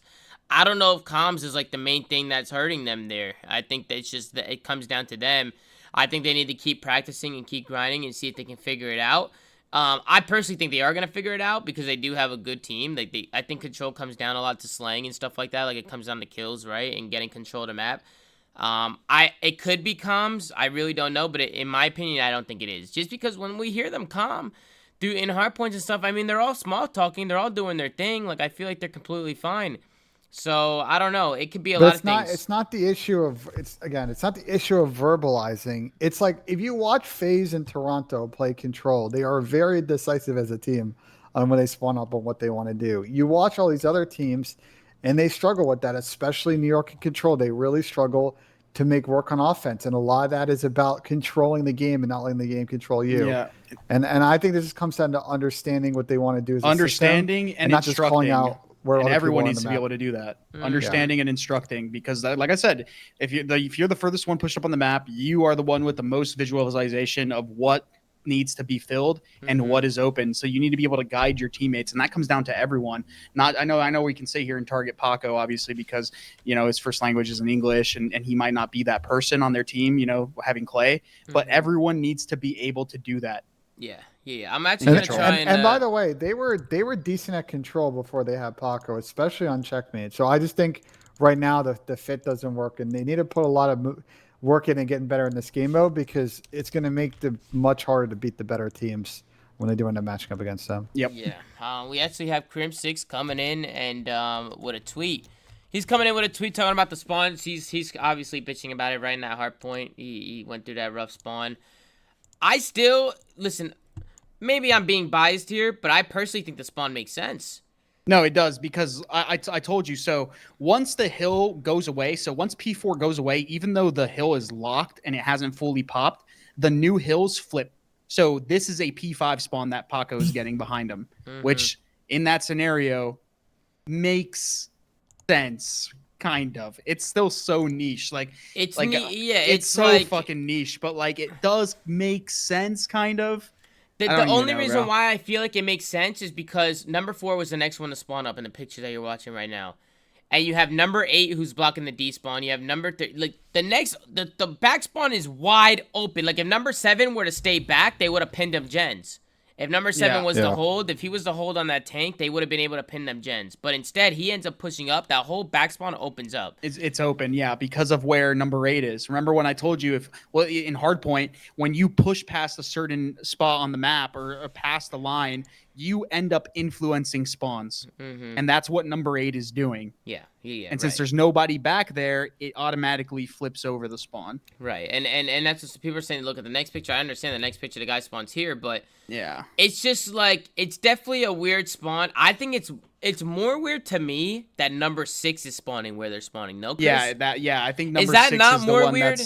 I think number 6 is the one that's more questionable. If anything, he should probably spawn where 8 is, because that's actually that area is actually a spawn P4. Yeah. But still, I mean, like I said, number 6 spawn is weird, which it's is why it was super- such a it's tough super read. niche. And by the way, somebody in the chat saying like spawns are bad. I'm gonna completely disagree with you. Spawns in this game have been good. They've been way better than past. They've been years. way better than I past can't remember games. all the numerous times. Yeah, they're where spawns have been really good in this terrible. game. They're easy. They're really predictable. Like if you get an adjacent spawn, you know a guy spawned next to you. He spawned behind your team. Like it's super easy to read in this game. Yeah, for sure. I was trying to get Crinzix on the show, but he's actually not feeling well Like right now. like I Hopefully- said, that's just very niche stream. Yeah. Hopefully there's nothing going on in Dallas, because I feel like a lot of the players that I talk to in Dallas are just not feeling well. It seems like a lot of people are sick, but we end up going into an overtime in a control. We go 2-2 again. New York, they just couldn't get anything going on the offensive side. They end up getting the offensive round for the overtime, and I think Dallas just ended up picking up kills and keeping them in the trap. And Vivid had himself a map. I mean, I want to give some gas to Vivid, because he did come into this Dallas team, and it's been tough for him to just kind of find his rhythm and try and fit in with these guys. And I feel like he's finally getting going now, and he just had a map. He went 32 or 33 and 18, and he absolutely showed out and put these New York guys down. A lot Tom, better of a series. Than You know last what ones. happened again for Dallas is the two players that have been fairly inconsistent all year, Ilya and Crimsix, did not have a good series, especially in the hard points. That has been Dallas's issue all year, is they can never get the 4 players in the team to fry against these top teams. So just letting the flag, we'll see if it improves when they go to land. But even with Reese having like a pretty good overall series, you know what you're going to get from Shotzi. He fried today. The other 2 players, again, struggled in the slaying department. Yeah, Hey, you I wanna was see him actually step up? sorry about Very that. good, But Chris, go ahead. I was actually having a conversation with Krim, I think like a few days ago, and I told him I was saying like your guys' success as a team, whether you guys either reach the ceiling you had with Hook prior or excel in that, is going to be purely on you and Ender, is what I told him. And I think that's going to hold true throughout the entire year. I think you just need to see them play consistently. Like you see other, top ARs for all these other teams. You have your Clays, your Arcides, like they're frying. Cammy even, like they're Insight. yeah. They're all They're disgusting. piecing. They're consistent. They're consistent, and that's the thing that you lack on the Empire team from their AR players. No, 100%. They just they lack that consistency, and especially with the Krieg being as good as it is, like you want to see them performing a little bit better. But let's go into an extra game listening with Dallas Empire in this checkmate hard point and see how they're coming. Behind the base and weak. One shot our side, one shot. top lane, top lane. Yo, our side hill, our side box. No, he's top lane, top lane. Yeah, where's He's top lane, he might hit Tetris. Alright, going for him. I'm going tube. I'm trying to watch close. He didn't No, he's still mid plane, he's mid plane. Top mid right, plane, Clay, one top right shot. wing, and one guy One's just lights. I got one. Lights. hit over. Plane stairs, lights, and on Weak lights. Big one on time. He's still lagging somewhere. This is a good Right here. Wait, there's two. Lights then. Top grade. Ace him, one shot on time, one shot on time. Our side to the left. Ace so here. I got one. Nice. Let me get that. The other guy. Nice. Yeah, there's no one back right, Ender. Are you? I don't see One him. shot going wood. One shot wood, I don't see that Hydra. back right. One Two shot, shot, back Back One shot, right. wood, Hydra. Ace dead back right. Nice. Never One's green, be we're missing the under. green. He's back green, Max. There's two I'm around getting wood. wood. I could I'm have getting one more new. Close. He Where'd was he go? inside green. Yo, I Inside saw green. him. Yo, I'm They going should have picked in up on 2. Yeah, good dog. No one Yeah. back They right. didn't pick up I'm on gonna 2. lower it. I mean, the comms sound good. I mean, we go into listens a lot, but I feel like it's getting to that point of the year where, people are coming pretty good now. Just to make the play, there's no way that they didn't pick up on this. And if he makes the play, because I didn't watch this map, and that is just not ideal. You're talking about number 2 when he Wait, spawns did he out? hold? Did number 2? Could number 2 have held his cam? Who's I don't number think 2? so. I don't think he could have. Play. Okay, then, because if he would have, if he faked it out and spawned right away without holding his cam, that's like one of those plays that I was talking about. Remember the awakening thing we were talking about the other day, where you, instead of like spawning But out, Mac or you pieced him up, spawn did out he on not? purpose. Didn't Mac go rogue right here, or was that No, the they end? ended That was up at the end holding of the it. game, I think. That was at the end Yeah. of the game. Okay, so he didn't make the play. Never Well, mind. listen, guys, we have, as always, when New York plays well, we get a special guest on the show, none other than Asim. Asim, thanks for joining us today. What's going on, guys? Hey, so how you doing, kid? What's up, brother? Doing good. A I'm scary very, one today. It was a scary one, but I mean, it's always gonna be a battle. I'm super proud with how much adversity we faced, and to see Mac have a series of his life, that was sick too. Yeah, Mac was Asim, doing his fucking thing. A question for you. On a scale from 1 to 10, with 10 being we played flawless COD today, didn't make any mistakes, to 1 being like I don't know how we won that series. Like, how would you rate your team's overall performance today? I mean, I think a combination of the Florida series and today, I think we're at a 3 out of 10. I think during the Florida series, like me and Clay were saying the entire time, like we're playing 3 out of 10 compared to what we know we can play at. Like at the major, I would say we're at a 9. Yeah. I think we were nowhere, like we didn't look like the team that we were at the major, and I'm sorry, I'm gonna have to say it, but it's all the excuses that we have. Like a lot of shit has been going on out of game that we can't play at our full potential, and I mean, hopefully these things get sorted. I think hopefully this week is a huge week for us to bounce back and finally have some practice on the board. Because going to this week, man, we had 1 legit day of practice, and that legit day of practice was when Paco was sick as well. So like, we've just been going through so much, man. We've been going through so much, and like, dude, even today, like this weekend, I don't know what's going on. The league just won't put me on a fair server. Like, obviously, there's things to talk about in terms of connection and stuff. Still piecing. But yeah, I mean, I'm fighting. I'm almost there, guys. I'm almost in America. So hopefully, when I get there, we can actually start playing on fair stuff for me. It'd be nice to get you here. Yeah. It'll definitely be nice to get you in America. But yeah, for sure, I think you guys have been a little bit sloppy. But I also think Dallas have been looking really good. Same with Florida. Like I think Florida. I think teams are also kicking up and just are being better, right? So no, for sure. You guys need to make sure that you're on your A game because the teams are getting better and they're gonna punish you for a lot of mistakes that you're making. So, and then on top of that, I think Hydra being sick is like the main thing. I think Hydra needs to make sure that he gets his health in order because. You know, so that can really affect you and your decision making in the game. I mean, if you're out of it and you're not focused up, it's gonna hurt you guys. Yeah, I was talking to him, and he said it's really hard for him to focus, and I feel really bad for him. I mean, you could tell, bro, when they put the cameras on him. It just it looks terrible, man. Like he looks horrible, and I'm so sad for the guy. No, I mean, dude, even it's really hard for RARs because even like this weekend, like even with the Denver host when I'm on 60 hertz or 60 ping, like. Dude, I don't know if you guys noticed, but halfway through the checkmate, I said, fuck it, I can't get any kills with the sub. I'm literally joked. I have to put an extra blunt to everyone. I'm pulling out a fucking Krig. That's exactly what I did. Pull out a Krig the entire map. You pulled the Tommy. That's literally Tommy getting no bullshit, Tommy. I wasn't getting kills. I never pulled out an AR. Dude, ever. I wasn't getting kills. I said, fuck it, I'm pulling out a Krig, dude. Nah. I'm pulling out a Krig, and that's what I did. It's a good read. I mean, if it gets you back in rhythm, you can make the impact plays. Tommy used to do it all the time, and like it worked. Like you would feel out the game, but you know, sometimes it wouldn't be like I would do that shit on LAN. You know what I'm saying? Like he's doing it because of connection. On this map, on certain hills, I don't even think it's bad. I think it's actually completely manageable. I mean, Haggy, that was my gimmick with the XM4. So I mean, exactly. We were the first team to do 4 XM4s on a map. Yeah, so you're completely used to it. You understand the pacing that you play even with the Krig. Yeah, exactly. Like I understand like the cutoffs and like what I needed to do with AR, and I mean, look, I have a Krig in my hands, Ben. But yeah, no. To answer your question fully, I think this weekend we didn't look like ourselves fully like we did at the major, and obviously our control was going to struggle because we couldn't work on our problems after we lost the phase. So I think we have a big week coming into this week 3 to actually finally start working on our struggles and looking like that dominant top 3 team. And to also what Tommy said, I agree. I think Florida and Dallas look way better than they did in the past. Yeah, so competition is coming out of Rise, especially with champs coming up.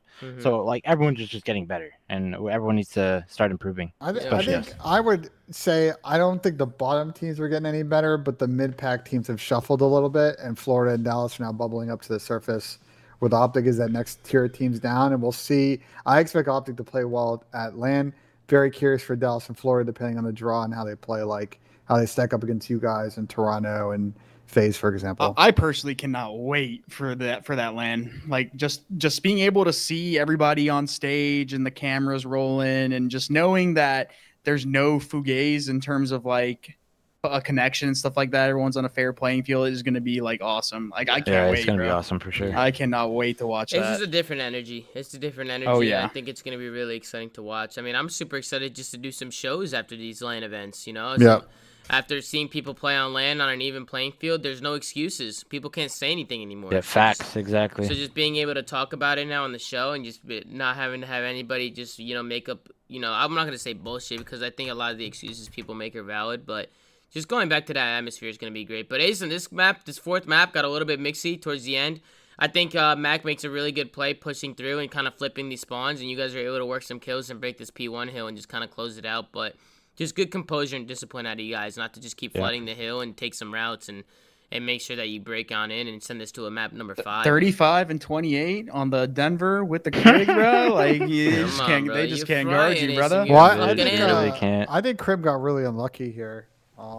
This is really close in terms of you guys winning off this hill, and he makes his ladder play, and unfortunately his teammates Illy and number 8 Reese Vivid just both die, and if he doesn't get these kills, then they're just gonna spawn out. And damn, that kill I had on Reese was big. I didn't even know. I just went for the slide cancel on him. Wait, that's actually insane because Mac was past Crim in the line. Ben, if you pause that back, because Mac is past the Tetris line, we spawn in the back. That's actually insane, dude. Yeah, it's like there's so many little things. Yep. When you go back and watch games, I mean, we were just talking about the shit spawn in that Garrison hardpoint when you guys were able to come back and you guys got like a crazy spawn. And the spawn made sense, but at the same time, in like real time, there's nobody in the game that can read it. Because of how fast it actually happened and micromanaging so many little things. I mean, we can break it down watching the mini map, but in a game, like nobody's gonna be able to Yeah, 1 in a million, bro. Yeah, 1 in a million. It's like a 1 in a million thing. So, you guys were able to bring this to a game number 5, and I'm gonna be honest, you guys had me shit in my pants. You guys end up going down 3-0. Illy's about to get streaks, and then I think it all turned around. That was so cool, yeah. Yeah, it turned around when you were able to take him down, and you guys knew, right? No, we knew. Trust me, we were hunting his ass down. Yeah, you were. You were fucking hunting this fucking guy. Dude, the small talk was there, Tom. For such a weird round where we knew we were winning the round, we were like, we gotta kill Under. And then Pac was like, I think he's in the back alley corner. And Clay's like, yo, we should play for this guy. I think he's close to streaks. And we're just like small talking. He's not back alley. He's not in the warehouse. Like he was like hiding in a little corner in the map, dude. Yeah. And I as soon as we got that kill, like Clay started saying like, that's Spark. Like that's what we need. And I think everyone got fired up off that 3v1 because knowing that he didn't have streaks and just knowing that we had the confidence to make that comeback was really big. But Tom, like, come on, man, you see my stand up. You iced up. I've yet to miss on stand up. I mean, it's like you're making plays, bro. Not because you're my guy, but you're just making fucking plays, man. You killed a guy off streaks. You're popping pieces mid round. You're the reason why, or one of the reasons why you guys were able to bring this map back. I think you just kicked up and hit a form, and I think. New York is very lucky to have you because you were piecing up and you were doing your fucking Listen, thing. Man, this is all because of you. And did you hear the interview? Clay gassed you up. He said the reason why Mac is on this team is because of you, dude. Yeah, he gave me some gas, man. Shout out to Clay, man. That was lit. That makes me feel nice. It makes me feel good about myself. So it's very nice when the team gives me some hype. But I mean, I want to give you guys the love, man. You guys deserve most of the love. I mean, you guys are the ones going out there and performing and doing your thing. And Ben, your mic? Oh, it's good. Never mind. That was you gotta think though, Tom. This team wouldn't be made without you, and people just need to keep knowing that. They gotta get reminded. I appreciate that, man. I definitely put the team together, but just to see it all play out the way it is, I mean, the job's not finished, right? It's like a long year. Job is not done. Facts. But regardless, I'm still very proud. No matter how the year finishes out, I think you guys have had an amazing year, and I think you guys are just gonna continue to grow and get better. But today was special because I felt like today you guys were down and you had to show some adversity and come back into this one. And seeing you guys like stay composed and come back was incredible to see. So it was nice, man. You guys were down 0-3 here. This is when you guys were in a 3v1 and you knew Illy was playing his life because he was. This is the spark right here. And Illy right now he's just trying to play his life, try and find a kill. He's trying to find anything just so he can try and get some of these streaks. Ben, your mic. Ben, your mic is shit. Change your volume. No. Change your volume. Your gain is too. You need to use a volume gate because I think when you don't use a volume gate, if you don't talk for a while, your mic starts to peak. I think I switched the ear cuffs in this headset, and it's just coming through now. If I lean too close, sorry. No, you're good. You're good. But you end up getting a kill. Bit really big kill. And don't you, if I remember correctly, Asen, do you not pop a couple pieces in the next round too? I go on a 6 streak. I'm pretty sure. I was 1-up streaks and You're took going my on a streaks little again. bit of a streak, and you're able to catch fire, and I think that really helped you guys win this map. I'm telling you, Tom, it's Clay's energy, bro. When I got that kill, he just sparked it in me. Like He's I a good think, teammate to have. dude, you've been the same player too, bro. When you get gassed, dude, there's nothing better, dude. Yeah, there's bro. really nothing better. That's why I hated when my teammates never gassed me. You know, I would do crazy shit, Bro, and they momentum would, and energy is a huge thing. and they dude. wouldn't say a word, right? And then when I get shit on, they're negative, and I'll just be like, "Come on, man! Like, I want some gas." I used to get teased by Lamar and Donnie. You want some gas? Yeah, you want some gas? I'm like, yeah, bro. When I do good shit, gas me, because that shit gets me going. Like, I want to feel like you guys actually like playing with me. You know what I'm saying? Instead, all you guys do is talk shit when things go south and never gas me up when things are fucking going well. It's like, they can say whatever they want about me wanting to have fun in game. They always used to make fun of me. Oh, you want to have fun. You want to have fun. Yeah, I want to have fun. I want to have a good time. I want you guys to be positive. That shit helps me out a lot. When you guys are negative and Wait, are Ben, can you constantly pause it tearing me and send it to down, me? it makes me feel like you guys are fucking You talking wanna shit pause on and this don't want to round? play with me. Yeah. Mac went fucking nut right. He did some stupid shit. Wait, yeah, let me break it down. Mac went nut. Break it down, Asen, because what the fuck was going on? Oh my god.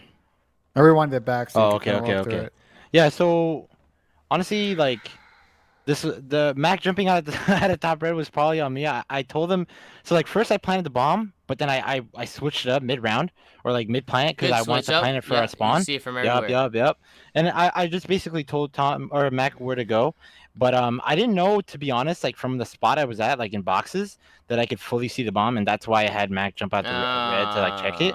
But like either way though, like I was really like Mac was really gassing me today, saying that like he really likes when I lead the comms and S&D.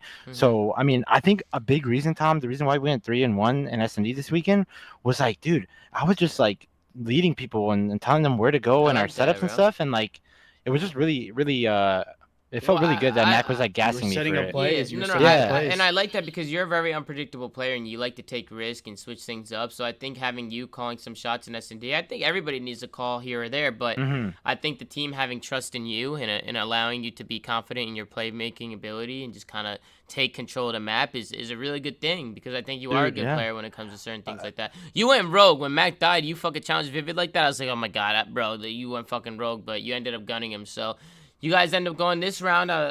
You ended up playing a little bit slower because Mac ends up getting caught. Yeah. So you know, I don't know what I should have done. I honestly thought like no, you're fine. I mean, at this point, there's not you can't risk it with 20 seconds left and you're close and I'm to streaks. 2-up streaks, so I was you ended up not getting them anyway, but it was a good play for you to just stay look, alive. Tommy, look at how so my left stick dead zone is like broken, so you can see if they're like spectating me, like my controller my guy's just moving on its own. Really? I'm just ended up losing composure. Yeah. Oh, shit. This morning I see it, woke up see it. and my left stick dead zone was fucked up, and I was like, ah, shit, I'm just gonna use it because it's my good luck charm, so I just fucking use that shit. But that shit was moving on its own. I was losing composure, low key. Yeah. That shit's annoying as fuck, bro. It's all these little settings, bro, that just like they actually impact you a lot. This is an interesting setup. Clayster made the fucking play, and then Hydra almost threw it away. But you have Dallas, right? They're doing this double setup on the cans in this back alley, which is very out of the ordinary. We don't see that a lot. Yeah, but they kept doing this, right? I think it was a good play. I mean, if you guys decide to hit back alley, you're probably fucked. The fucking balls on Clay, man. This guy just runs up middle. But, dude. Oh but my at the God, same that was time, elite. It was Dallas actually doing elite. this double play like this is opening gaps like this. I mean, I Clay's, know. They're in a 4v3 for a reason. Clay's Play able info. to do this because, you know, there's a gap in the middle of the fucking map. And Clay runs through mid-map, he gets a kill, and then he preems yellow. Vivid jumps over the half wall, which I don't think He was just the lost best play. composure. Yeah, he just lost composure. Then Hydra ends up sticking tweeted Clay. He tweeted Tom, and he said that he meant to just jump over it, but he meant to just like peek over it, but it mantled over. Oh, well, that sucks. Yeah. This is what I love about this map, because there's a lot of like interesting plays and routes you can take based on the information you get, and you're like your room for playmaking, your gap for that is so tiny that making those plays is like super difficult to like read in. So you actually have to be like really aware of your surroundings on it. Dude, like even like the honestly the only reason why we came back is because we won that fourth round when we were down 3-0, and it was because I just said, yo, fuck it, we're just pushing A, and like you don't see defensive teams just push out of A. No. Like you guys also clutched up. I mean, Mac went really big right there in that round too. The 2-4 round to win that 1v1 on the tank. He went huge. And to win that. It looked like Paco got joked when he was trying to kill Krim. I don't know. Yeah, I don't know what the fuck was going on. But you guys, you ended up coming back in this one. I think you guys did a good job just using your numbers and pushing stuff out together. You guys just really hit form as the map went on. You could tell that you guys just started to adapt to how Dallas was playing. You guys got some confidence, some momentum, and ultimately, like Ben likes to say, you guys were able to finish out this map 5, and I was really hyped up. I was really excited because you guys are my guys. So no, I was super surprised with how well our S&D was, because like I said, obviously we knew our recent one was going to struggle because of the lack of practice, but and we didn't practice S&D at all. But I mean, the fact that we came out and it looked like we were like, bro, I think our S&D is really, really strong. That raid we need to work on. Sometimes I think the gist of our raid is it's either hit or miss. Like we can beat the best teams on raid, like when we beat FaZe, but we can also get smoked by them, and we got smoked by Dallas as well on it too. I think we need to work on like the hit or miss maps with like Moscow and raid, but overall I think our S&D is at a really good place. As long as we can get some practice on the board and work on our control, I think we'll still be championship contenders for sure. Yeah. You guys are doing your fucking thing, and it's nice to see you guys in that game mode. Kramer with another tweet said, and again, Jesus fucking Christ, what was this spawn? Let's take a look. This one makes sense to me. I don't know. Can what you link it, or if you can link well, I have it up on my screen right now. I'm gonna look right now. So this is the first. One that he put. So again, it's the P1 hill, and the spawn in the back is open. You have New York pushed up towards that plat side of the hill. Then the next screenshot, they're spawning in the back. I mean, it seems normal to me. Is there anything that's not normal here, Chris? No, this is completely normal. Yeah, what the fuck is he talking about? Is this guy are the bugs going through his fucking head? These are things that they should pick up on. I mean, wait, this is completely normal. You don't block... Wait a second. This helped them. They're lucky this is a blessed spawn. This, if anything, helped them, yeah. This helped them. Let me see. It's basically, you just watched the Tommy stream, but the only reason this happened is because you don't actually block the spawn from square, or like you have to be like L or like backside back L. Tetris. Like, you have to be behind Tetris. Behind Tetris. Yeah, right. You have to be an L or back Tetris. Anywhere around there, you block it. But not just that. The spawn helped them. It gave them a pinch onto the hill. New York has full control of the hill. They're coming off spawn green. Wait, this helped and them. It flips them out with 45 seconds left. Because New York Hydra can't win couldn't here. hold them off in the back main. Yeah, 100%. It helps them. Like they flip out for P2. So I don't understand why he's even bitching about this. It doesn't make any sense to me. But oh shit, yo, I exit out and it's this picture of Miles. What the fuck is this, bro? Yeah, that's funny. I want to take a look at these standings. I love Ant, but how is Ant last in these rankings? Oh, I think because he's lost.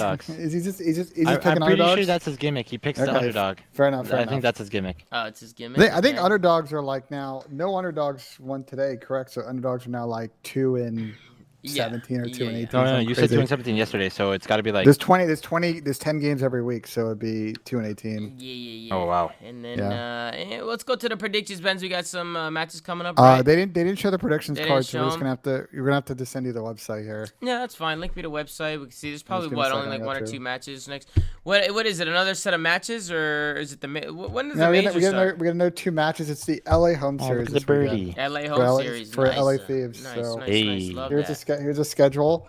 As Tom pulls it up, I'll read them out. So we have 2 matches on Thursday: LA Gorillas versus Toronto. Let's match 1, and then Seattle versus Optic is match 2. All right. Well, I'm gonna kick things off. Optic's 3-0 Seattle because to me, I just feel like they're not gonna get anything. Yeah, I agree with that. Optic's not gonna lose. I think Ultra's gonna 3. I think it's gonna be 2 3-0s. I think 3-0 Ultra. I think this might be one of those days, Tom, where you're gonna be texting me like 5 o'clock where you at, and be like, "Well, I'm at work for another hour, so we have to figure this one out." This might be an early one, guys. Okay, might be a quick one. Listen, all I gotta say is there's one more weekend of online Call of Duty. Yeah, that's it. One more fucking week, and we're good to go. Bada bing, bada boom. How you doing?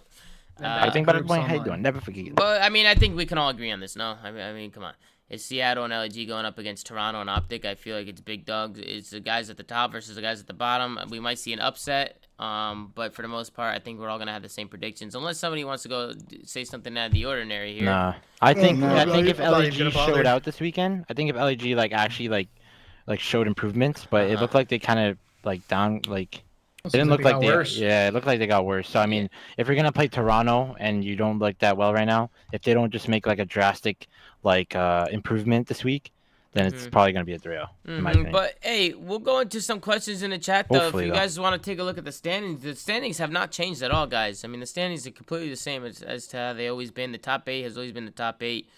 So if you guys want to check them out, I can pull them up on the screen for you guys. But please, if there's any questions in the chat that you guys have, drop them. And Ben, while I'm pulling up these standings, try and pick 1 or 2 out of the chat. For all those questions about if I'm coming to America or not, in the next 4 days, hopefully we'll find out.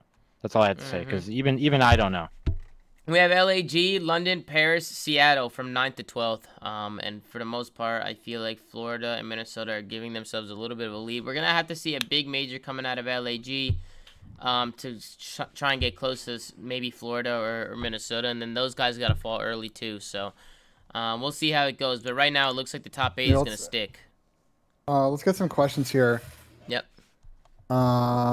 Is Insight the best AR in the league? He's definitely in that conversation. I think right now it's probably him, Alec, Clay's in that conversation. Formal kind of like comes and goes, but like he's in form right now where he can get himself pretty quickly in there if they play well this major and they win it. So yeah, that's kind of my take on it. Yeah, I agree. What is Big Wake's good, but Big Wake's their flex, correct? I think Caesar. Yeah. If the top 3, no question, Insight, Arcides, Clayster, and then the 4th spot, I agree. It's like Formal. He comes and goes for sure. Somebody said, do you think FaZe will be the next dynasty? I think it's very hard to be a dynasty these days, just because I think eventually people will catch up. There's just a lot of talent in the league. As of right now, they look like they're in a tier of their own, but we'll see if they can consistently keep that going. I feel like I think my Tom is like they've got all the tools to be a dynasty. Is up to them now though if they're gonna like execute the like. I think when FaZe plays at the level they play at, like it's gonna be very hard to beat them. So somebody said sorry, USA just conceded a goal to Mexico. It's an absolute terrible goal. Anyway, that's tough. I have a question, Ben. I think to that point though, it's they've got the tools, but we'll see if they can put it together to competitively. Go ahead, Asim. Well, I was just gonna say, did you guys break down like how the both pools are gonna go leading to week 3? Like since we are 3-0 now, is it like secured that we're number 1 seed, or does Toronto still have a chance to come out and? I'm not sure how it works. Do you know how it works, Ben? What was the question? I'm sorry. I said, are we a lock for number 1 seed, or is there still a chance that like a Toronto or Florida can make it out and be number 1, or like how does pool? Are you talking about in your group? Yeah. I'd have to go look and see. I think. Who do you guys play? You guys play. We play London and Toronto. I think London's only lost once, so if you lose to London, I think then they would have the tiebreaker over you. But like, there's no chance they get number 1 seed though, because they already lost a bunch. Yeah, but if you lose to them, then you'd both have 1 loss. Oh, you're talking. Oh, okay, I see what you're saying. Yeah. Okay. Yeah, you guys haven't locked it in. You still got to play 2 more games. Somebody said, why isn't group play for stage 5 being played on LAN? I think it's just because with everything going on, man. I mean, it's very difficult. COVID, man. Yeah, it's COVID still. I mean, it's hard, man. Getting venues for a long period of time like that is very difficult. So, we're still getting back into the swing of things, but at least the matches that really, really matter are on LAN, which, we're very grateful for that.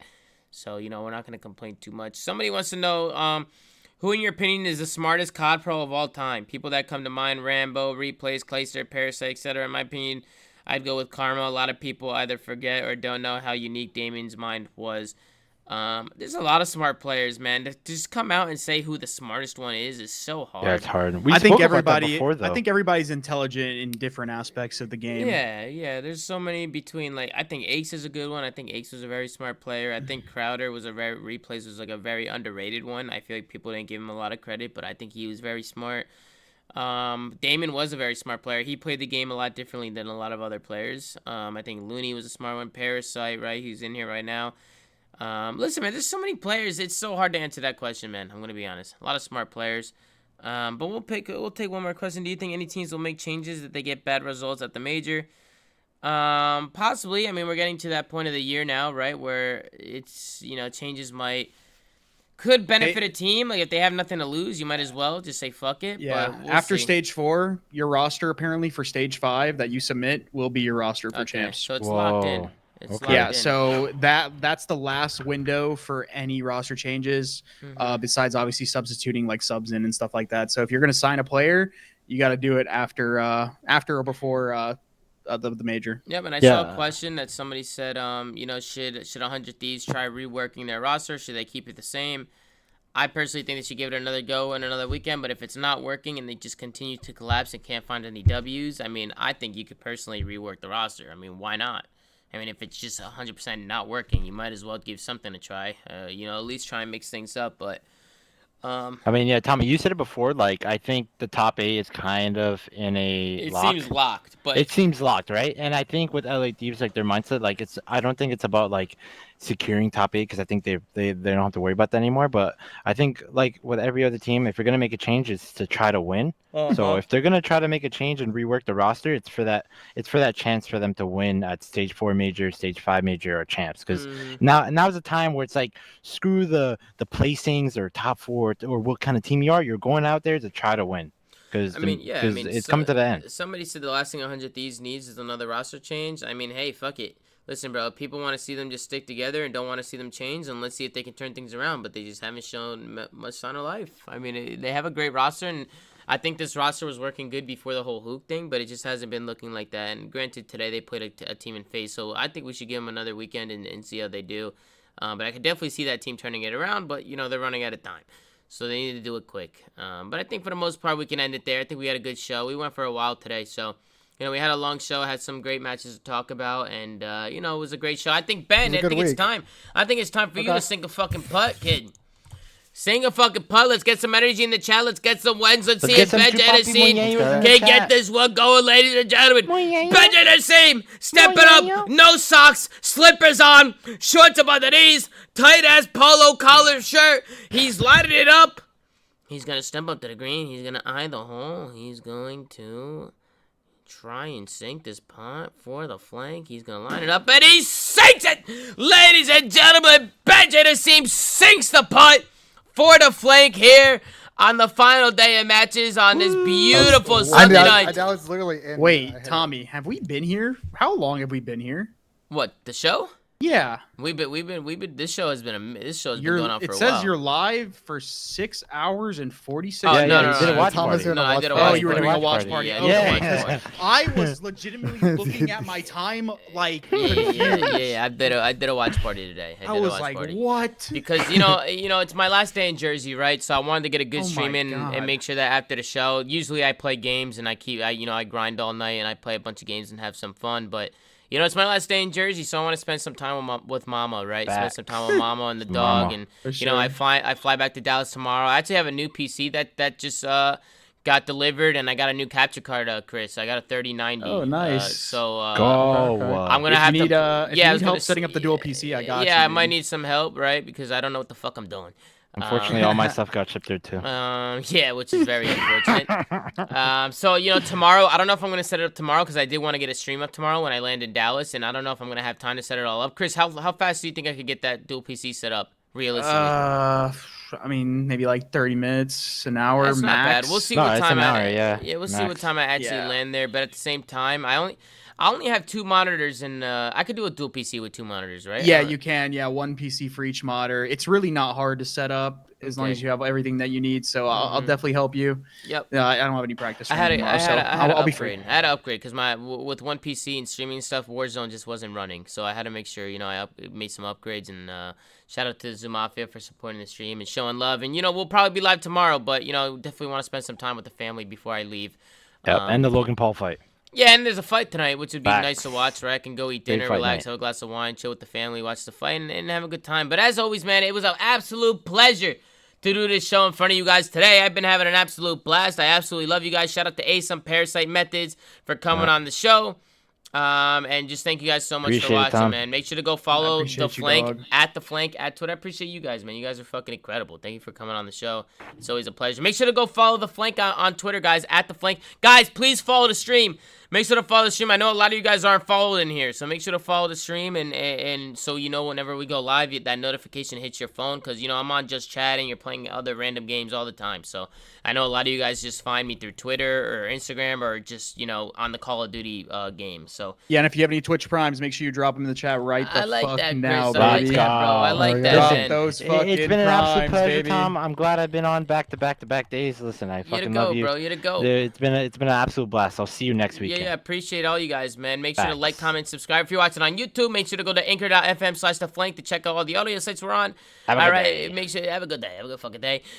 Make sure to go follow me on Twitter at Zuma with 2 A's at Ben J Nassim. Go show him some love. Ben's been he's thinking about streaming maybe. I don't know what the fuck this guy does. But at the end of the day, man, I love you guys. Thank y'all for watching, and we'll catch you guys in the next one. Have a good day. Have a good day, guys.